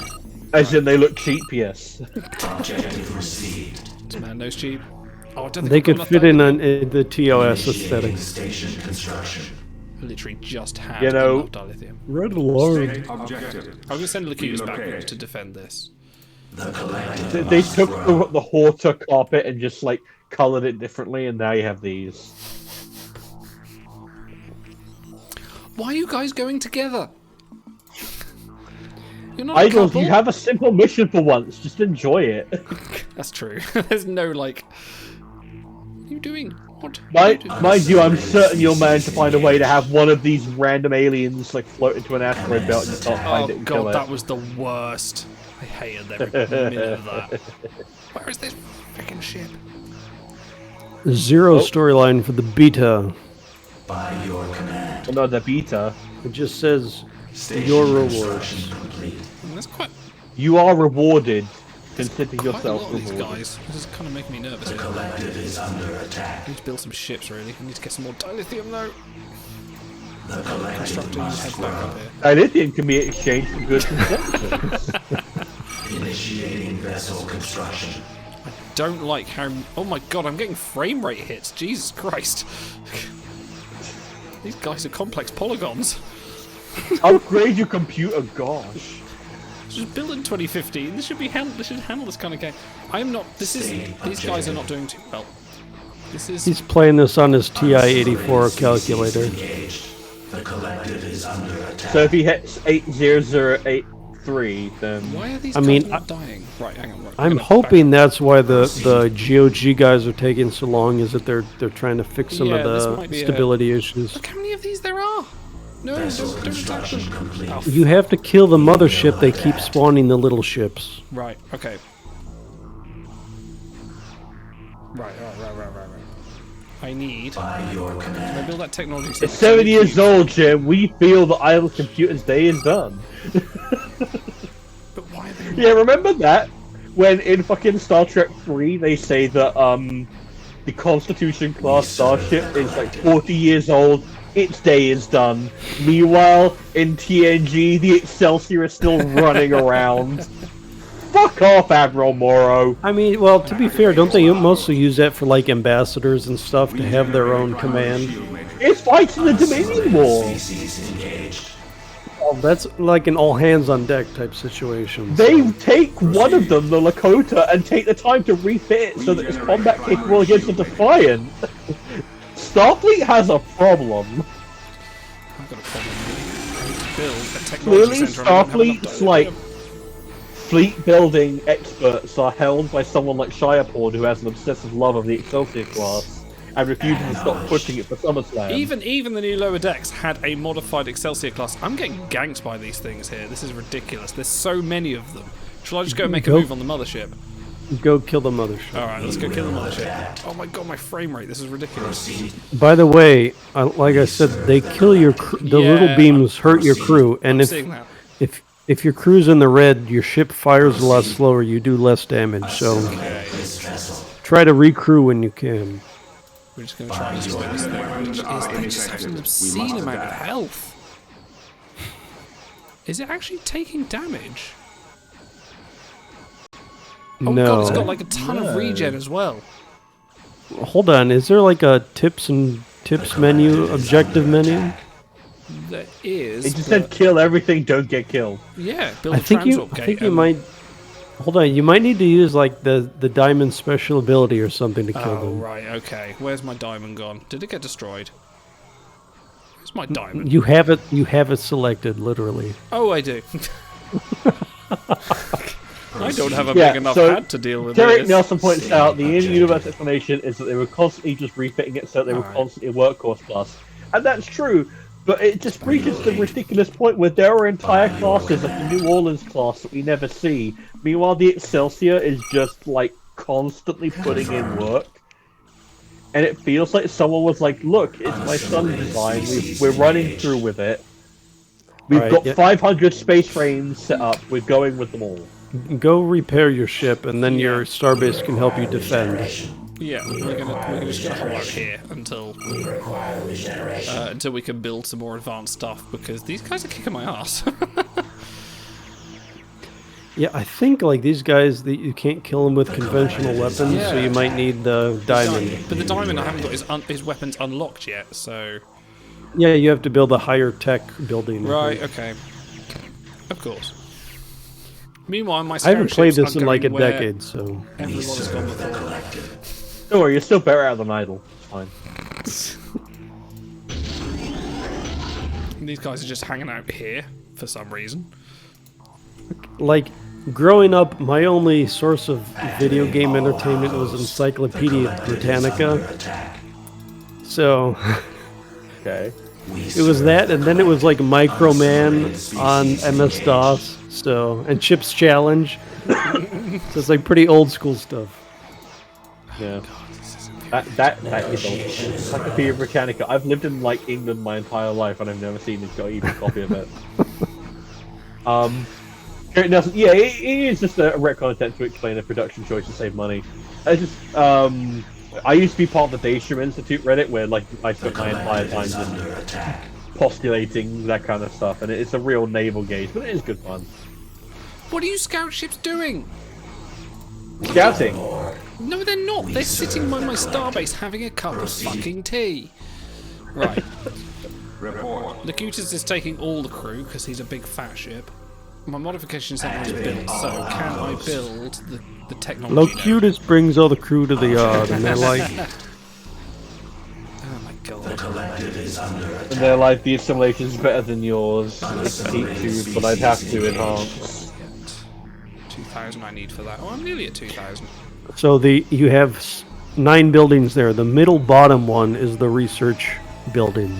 Yes, I've got middle that. bottom. Well, that's the basic research one. Right. Yeah, middle bottom building. I'm building it. I'm literally building a technology. Middle, bottom. The collective is under attack. Yes, I know. But did you know though? Torpedo turrets. Would they be any good? Use the Rhomboid Dronigar 001 sector ship. Rhomboid Dronigar. Okay, what about Interceptor? That's kind of Rhomboid Dronigar. Poor Rhombus.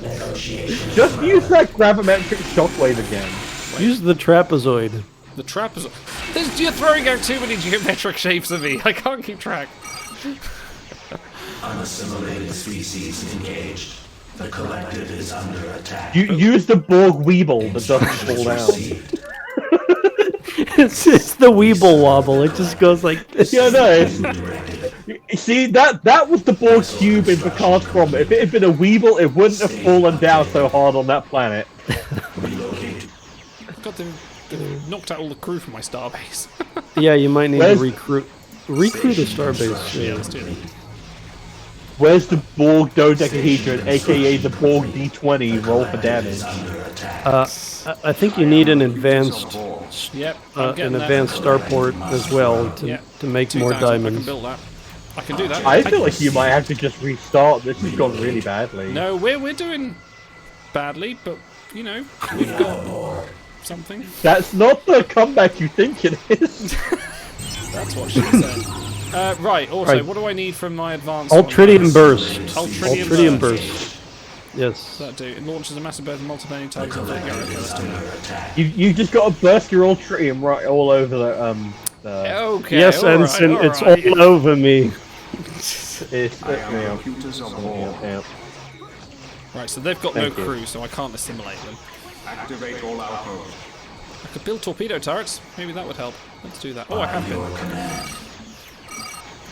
We will comply. Right, my scouts have actually finally doing something I want them to. How many pants have you had idle? What have I had? Well, I can tell you now, I've had a lovely Loch Lomond Brewery Prospect Street, which, no pant on that one. And I'm currently drinking a Northern Monk Twist Edition, which is lovely. Lovely essence of rare fruits in that one. Essence of the male. Always essence of the male. We're doing okay. Locutus is fine, that's all that matters. By the way, because I know Stars is a big Clancy Brown guy, if you go back and watch the Zobral episode from Enterprise, I think it's season 1, he serves Trip and Archer the essence of the male in their soup. It's like bull testicle soup, basically, and they have to sit there and eat it. I was hoping like his arena ability would be essence of the male or something. Why can't I build... That feels like an advertisement for like Lynx. It's like get Lynx essence of the male, and it smells even worse than all their other fragrances.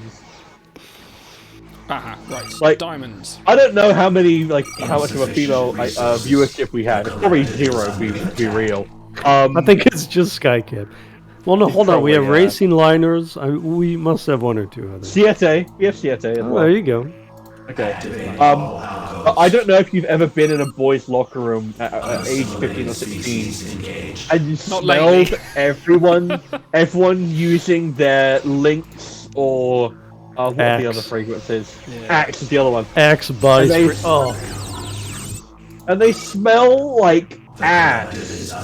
They smell like just... Oh shit! I haven't got any crew. So the adolescent male. You know the meme with the guy who presses the 2 red buttons? It's either take a shower or drown yourself in Axe body spray. And they always slam the Axe body spray button as though that's a suitable replacement. Yeah, that's about right. And I'm over here like, I'll have a shower, thank you, because I like feeling clean. The collective is under attack. Right, we have this. Hang on, we're good. Look at that, there we go. Is it happening? Something's happening. Oh, did that work? Oh, they're running away now. Yeah. Give me diamonds. They don't like it. Why are my diamonds not building? Oh, because I didn't have enough crew. I need 350 crew. Porter, how do you make crew come back? So, starbases provide crew, so you'd have to build in the second star or nexus. Yeah. Right. Now, Idle, when does Prime Lion's Torch come back? When I can get a member of Prime Line's Talks that isn't flouncing to come on the show. We'll work it out. I think Stellar Ice and Siete would be happy to join. Right, let's get another Nexus. Got 1 torpedo turret doing all the work here. Confirmed. Insufficient drones. The collective is under attack. Oh my god. How many drones do I need to build? Build more starbases. Yeah, well, I need 800 crew. I have 300. Unassimilated species engaged. Well, to be fair, actually, building torpedo turrets seems to be doing something. Yes, it does help. Yes. You might want to recrew your dilithium building before you run out. Oh, that'll be fine. He's got 5. He's got 5. He's stuck between the... Can you just imagine drones like walking into a wall repeatedly and... That does happen in episode, doesn't it? Like, yeah. The ones I went, in Voyager, when they get like messed up by K472 and one's just going... Come on, come on, there you go. Go on, you can do it round the moon. The height of the Delta Quadrant culture is there that go. He's made slamming into a wall over and over again. Right. Why have I just lost screw? Oh, I'm building a diamond, that's why. Okay, that's fine. Is your ability recharged? Away with you! Okay. Lightning round. Most annoying one-off alien culture in Star Trek. Annoying. Samhain. Really? He's pretty annoying. That was... Okay. Oh, the kids in pen pals. Like, everyone's got their own problems. Who gives a shit if your planet's about to explode? Jesus Christ.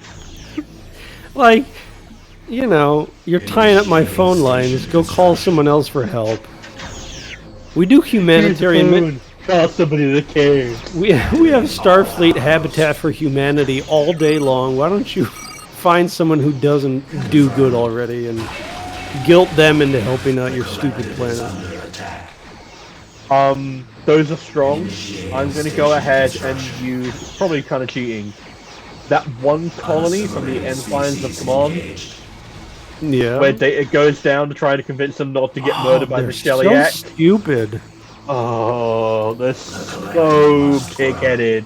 Oh. State objective. Three drones on your collector, by the way. To be fair, they're not sort of draining it entirely. They seem to get to a point and then just stop. So it's a percentage base. Okay, that's fine. Well, as long as they've got something on there, they'll be fine. It's a ghost Borg ship driving itself. I think we have like 3 amnesia data variants yet to come. By your command. Yeah, because we still need the Frankenstein variant from Dino himself. Yeah. Mr. Radioactive.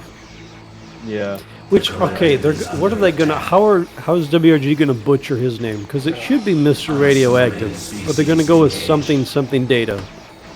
Century data. Yeah. Jaden Data. Yeah, because that's his name, right, in the episode Jaden, at least? Yeah, but come on, how cool is Mr. Radioactive? They are. But you might get it in flavor text. That's how lucky you might be. That's true. Or maybe a ship ability. That's possible. What's this guy doing? He's just sitting there poking at my fucking research facility. EMH data, that's not a bad poll. EMH, Jesus Christ. Beowulf data. Lord Schweitzer data. And do you have enough crew for the Nexus? I know you don't have enough dilithium. No.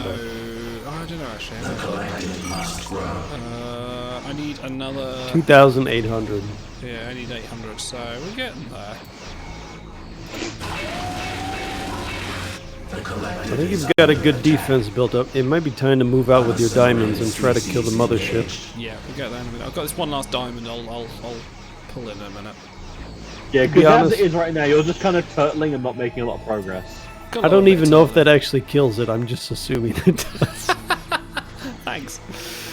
I just work here. I haven't played the game in like 8-10 years. You're living through me. It's fine. These guys are going down. Torpedo turrets are just the best in this game. The collective is under attack. Alright. I like how there's like one scout ship in the bottom left doing nothing. Oh yeah, I forgot about him. What else can you find? Come over here. He just gave up scouting. If I don't go over, then maybe Lord Locutus won't send me to fight these like weird kidney-shaped aliens. So here's the thing: they don't actually kill any of your stuff. They just make it work worse, and that's fine. We can work with that. To be fair, working in a retail environment where you have less staff, that does kill you in the long term. Right, let's try 3 diamonds against 3 diamonds versus a large kidney. Let's go. Where are you going? Question. The green nebulas, they heal you, right? Do they only heal the ship, or do they heal your crew as well? That's a good question. I don't know. What's that? The green nebulas, do they heal your ship or your crew as well? Just the ship. Yeah, the only way to the only way to recrew is to either repair the ship or beam aboard from somewhere else. Proceed. Proceed to sector. Relocate to grid. Do it. Anytime today. Did it work? Sort of. Ooh! Yeah. A partial effect is happening. Alright, I need some Now can you... Yeah, I think you got it. By your command. Oh, nice! Right, back up. Okay, there you go. Auto did it. Well done, Auto. Auto has saved the screen. More diamonds. In an alternate universe, he's just building torpedo turrets all the way across the map. I have had games like that. You sit here for about 8 hours and you just build torpedo turrets all over. It's brilliant. I don't know if that's brilliant or just like an exercise in here's a hammer and a nail, and I hit my head with the nail down into it with my head. That's so we got 1, 2, 3 more motherships to take out. When you're a forehead, everything looks like a nail.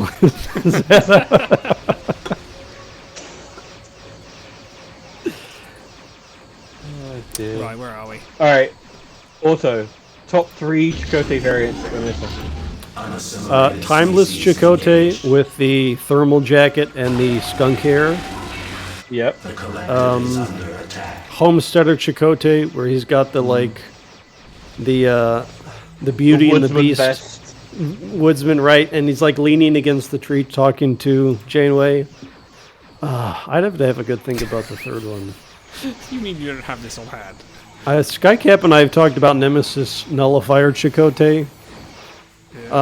Actually, I watched that episode recently, and there's a shot where you are brightly greeted, defender, honorable defender, whatever, and he's standing there with like a lei of flowers, and he's in the camp. And if they ever went with that art, that would be really cool. But they'll probably give him like some generic gun and standing art. But I think those 3 would be cool. Homesteader Chakotay with some Eng, because he builds, he's building a boat, or he's designing a boat, he's building a house. It's like Eng Dip, Med for counseling, Janeway. Like, you could definitely get weird with that one. And then Timeless for like a big, beefy command primary, probably science for the time travel stuff. Like command, sci-sec type of thing. That'd be cool. I could see him having some Eng as well, because he and Harry have to do some engineering work on the destroyed Voyager. That'd be cool. Yeah. I'd be cool with that. Dude, I wish Timeless Harry, Rogue Harry Kim was a 5-star. Because Wong is really good in that episode. I always felt he did better acting as a more serious, older version of Harry. Oh, absolutely.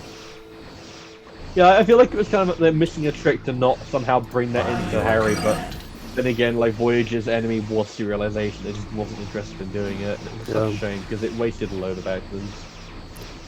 We've got to build a transwarp gate. I just remembered. Alright, top 3 wharf variants. Not in game. That we're missing? Okay. God, I'm spoilt for choice here. Okay, so I've already talked about how much I want Chancellor Moore. I want that because the idea of him at the absolute pinnacle of the Klingon Empire is one of my favorite character moments. Is that the one where he defeats Gowron in DS9 and they put the cloak on him and he only has it for like 3 seconds before he passes it off to Martok? Yeah, he's got like the big cloak on. He's got the 2 broken pieces of the bat'leth that he used to kill Gowron with. Like, that's such a badass moment. We're still missing Season 1 Wolf as well. He's doing like the Little Richard where he's down on one knee and they've got the cloak over him and he's like, I don't want it, I don't need it, and then he throws it off. There's also a little bit of a Batman in that pose as well, but yeah. We're missing Season 1 Wolf. I feel like I wouldn't mind it if they went specifically for him from Pride in Q, when he's pouring out Q's drink on the ground. Oh, yeah. Yeah. I enjoy that moment. I feel like that could be fun art. And if I had to pick another one, I'll go a little bit sideways, and I'll say I want Timeline's original Assimilated Worf. The collective is under attack. We've got Assimilated Troy, and we've got Assimilated Geordie. We've got Locutus. I feel like Sec-Eng Command, maybe? I can see that, yeah. Yeah, like you could go. It would give you an excuse to go a bit weirder with the Warp skill set, which, in fairness, they have been doing a bit more. Like, relocate. I like how you're just going with 4 utility ships across the map. Yep, fuck it. Barrel War. Shut up, Nicky. I love you. Dude, that is a crazy strong ability. That's so funny. It's quite good. Look at that. Okay, you know what? I wouldn't mind Rehabilitation Warp when he's in like that brown sort of like rehab outfit and he's having to work on his legs. That'd be fun. So the episode where he gets crushed by the barrel, isn't he in like a blue like outfit when he's in sickbay? Right? I think he is in medical scrubs, yeah, because he's like being operated on. Something like that. And he's ashamed for Alexander to see him. And Alexander's like, "You're an idiot. I'm half human. I don't give a crap." I think if they were ever going to really try with an art, like do something unorthodox for a Worf variant, if they could like recreate part of that, you know, the bridge, the what is it, the clamshell, the crab shell that he stands behind, recreate part of that and have him vaulting over it, like with his legs out to the side, you know, because he does that once or twice where he jumps over to defend the captain. I think he does it in, what is it, the one with Nagilum, where Silence has lease. Because I think McCall asked him if he plans on shooting the view screen or not. All right, Idle, you're a Riker guy. Top 3 Riker variants not in game. Mako Riker. Definitely. Really? Yeah, I love a Mako Riker. Okay, fair enough. Love a man in uniform, don't you, Idle? I'm going to refuel these guys first. I don't know. Dress uniform Riker, I think, from Nemesis. I think we don't have. Okay, that'd be cool. Yeah, or Insurrection. He's in both, isn't he? Yeah. And I think he has, like, Frame of Mind Riker when he's going insane behind the when he's behind the glass window, just kind of going. You know, I'm not the crazy one. If they could do like a shattered effect in front of his face for the art, that would be glorious. I was gonna say Klingon First Officer Riker would be cool, and he's eating like some gach. Yeah, where he's eating all the food. Yeah, that'd be cool. Yeah. Well, Shia Porno was going to make a StarCraft reference, but I wasn't sure if you were still awake or if you were napping to the dulcet tones of Species 8947. We're nearly there. He is in our preferred age group that falls asleep to us. That's true. Build this transport gate, even though we don't need it now at all. Oh god, my frame rate is so bad at the moment. Invalid. Who needs frame rate? To improve ourselves. Shireporn, I was watching Parks and Rec group as well then. Alright, so how many motherships are left? One? Just one left, yeah. Are you sure? Because there's a lot of yellow over there. I think that's asteroids. Why are you location invalid? Come on. Why are you building a transwarp? It's part of the mission, so I've got to build one. Oh, is it? Yeah. We've just been talking nonsense. How many do you have to build? Just one. I think you need more dilithium. No, I had enough. It's building it now. Oh, okay. Okay. I was going to say, I don't think you can build it on a square that currently has torpedoes sailing through it. I think the idea, well, yeah, I think the idea is I was supposed to use transwarp gates to get to each of these little motherships, but I've just been brute forcing my way in. Right, hang on. We'll deal with these guys in a minute. Look at how ridiculous this was. It's like they go in, Yeah. Back it up, back it up, back it up. We need to try that Sins of the Solar Empire mod of Star Trek Armada, because that is actually on a 3D plane. Not just things sort of hopping over each other. Right, let's go. Guys, come over here. Off you go. I feel like the 2000s and early 2010s were rife with games just doing the infinite unit spam as a form of difficulty instead of like good design. To be fair, this is probably the worst mission. This is the most annoying mission I've had, aside from the fact that we're having to hunt down stupid ships lost in asteroid belts and things like that. This is a pretty boring mission, to be honest. Like, this is just enemies that won't die enough. Oh, they've sensed my plan though. Well, they know I'm going for them. Well, it has like the kind of problem where like this has the exact same actual mission objective as like with Cyber Demon in Doom, right?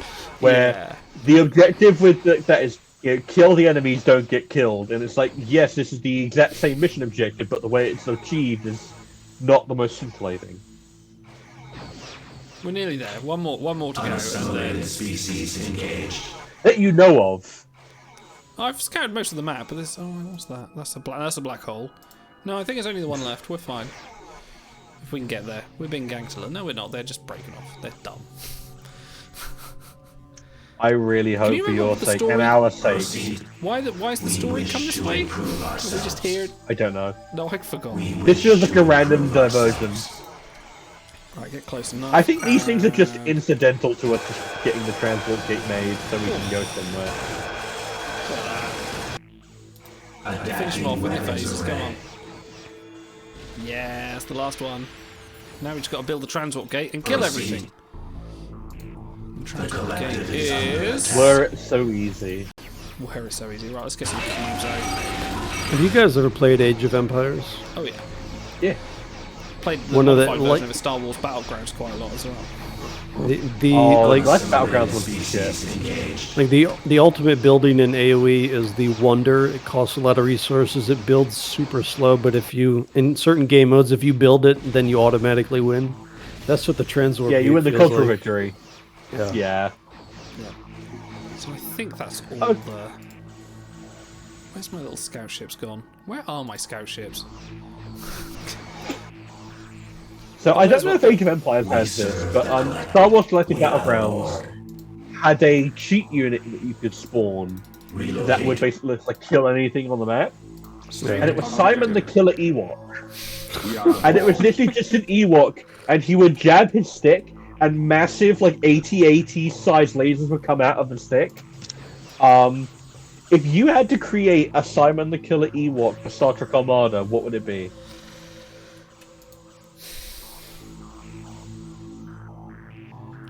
I feel like a giant floating tribble that just eats anything it comes across would work.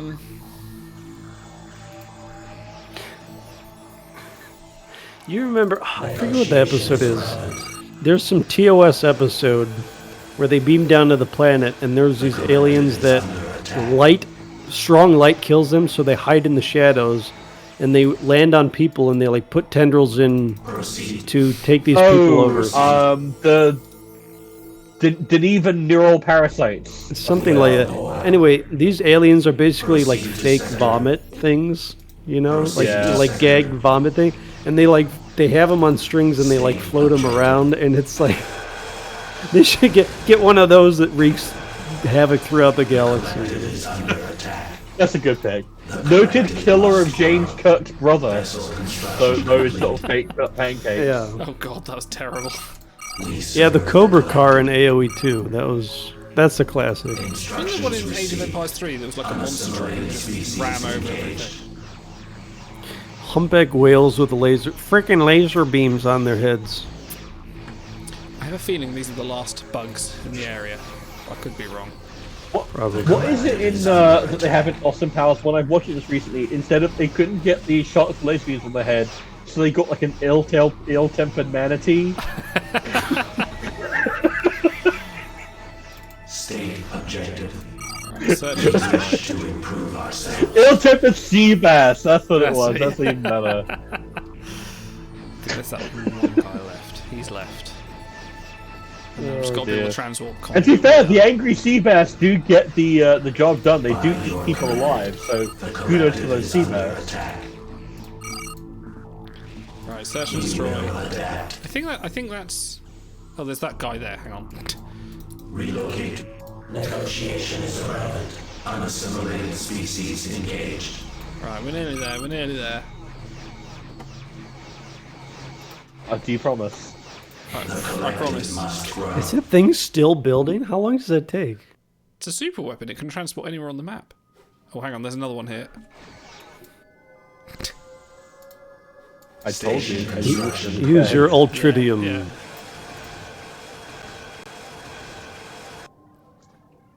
I like how the Species 9000 entity also has shields, engines, weapons, and sensors. Freaking out, look at it. That's totally how. What the fuck? Wow. I mean, if you just got shocked with ultradium, you might do that too. That's science fiction, folks. Why did you stop firing? That's what I think of when I think of science fiction. Okay. Species 9341 eliminated. Transfer of Omega to Unimatrix 001 in progress. Objective complete. Vulcan ambassador ship intercepted. All life forms assimilated. Peace negotiations between Romulan and Klingon species have ceased. Federation space now vulnerable to attack.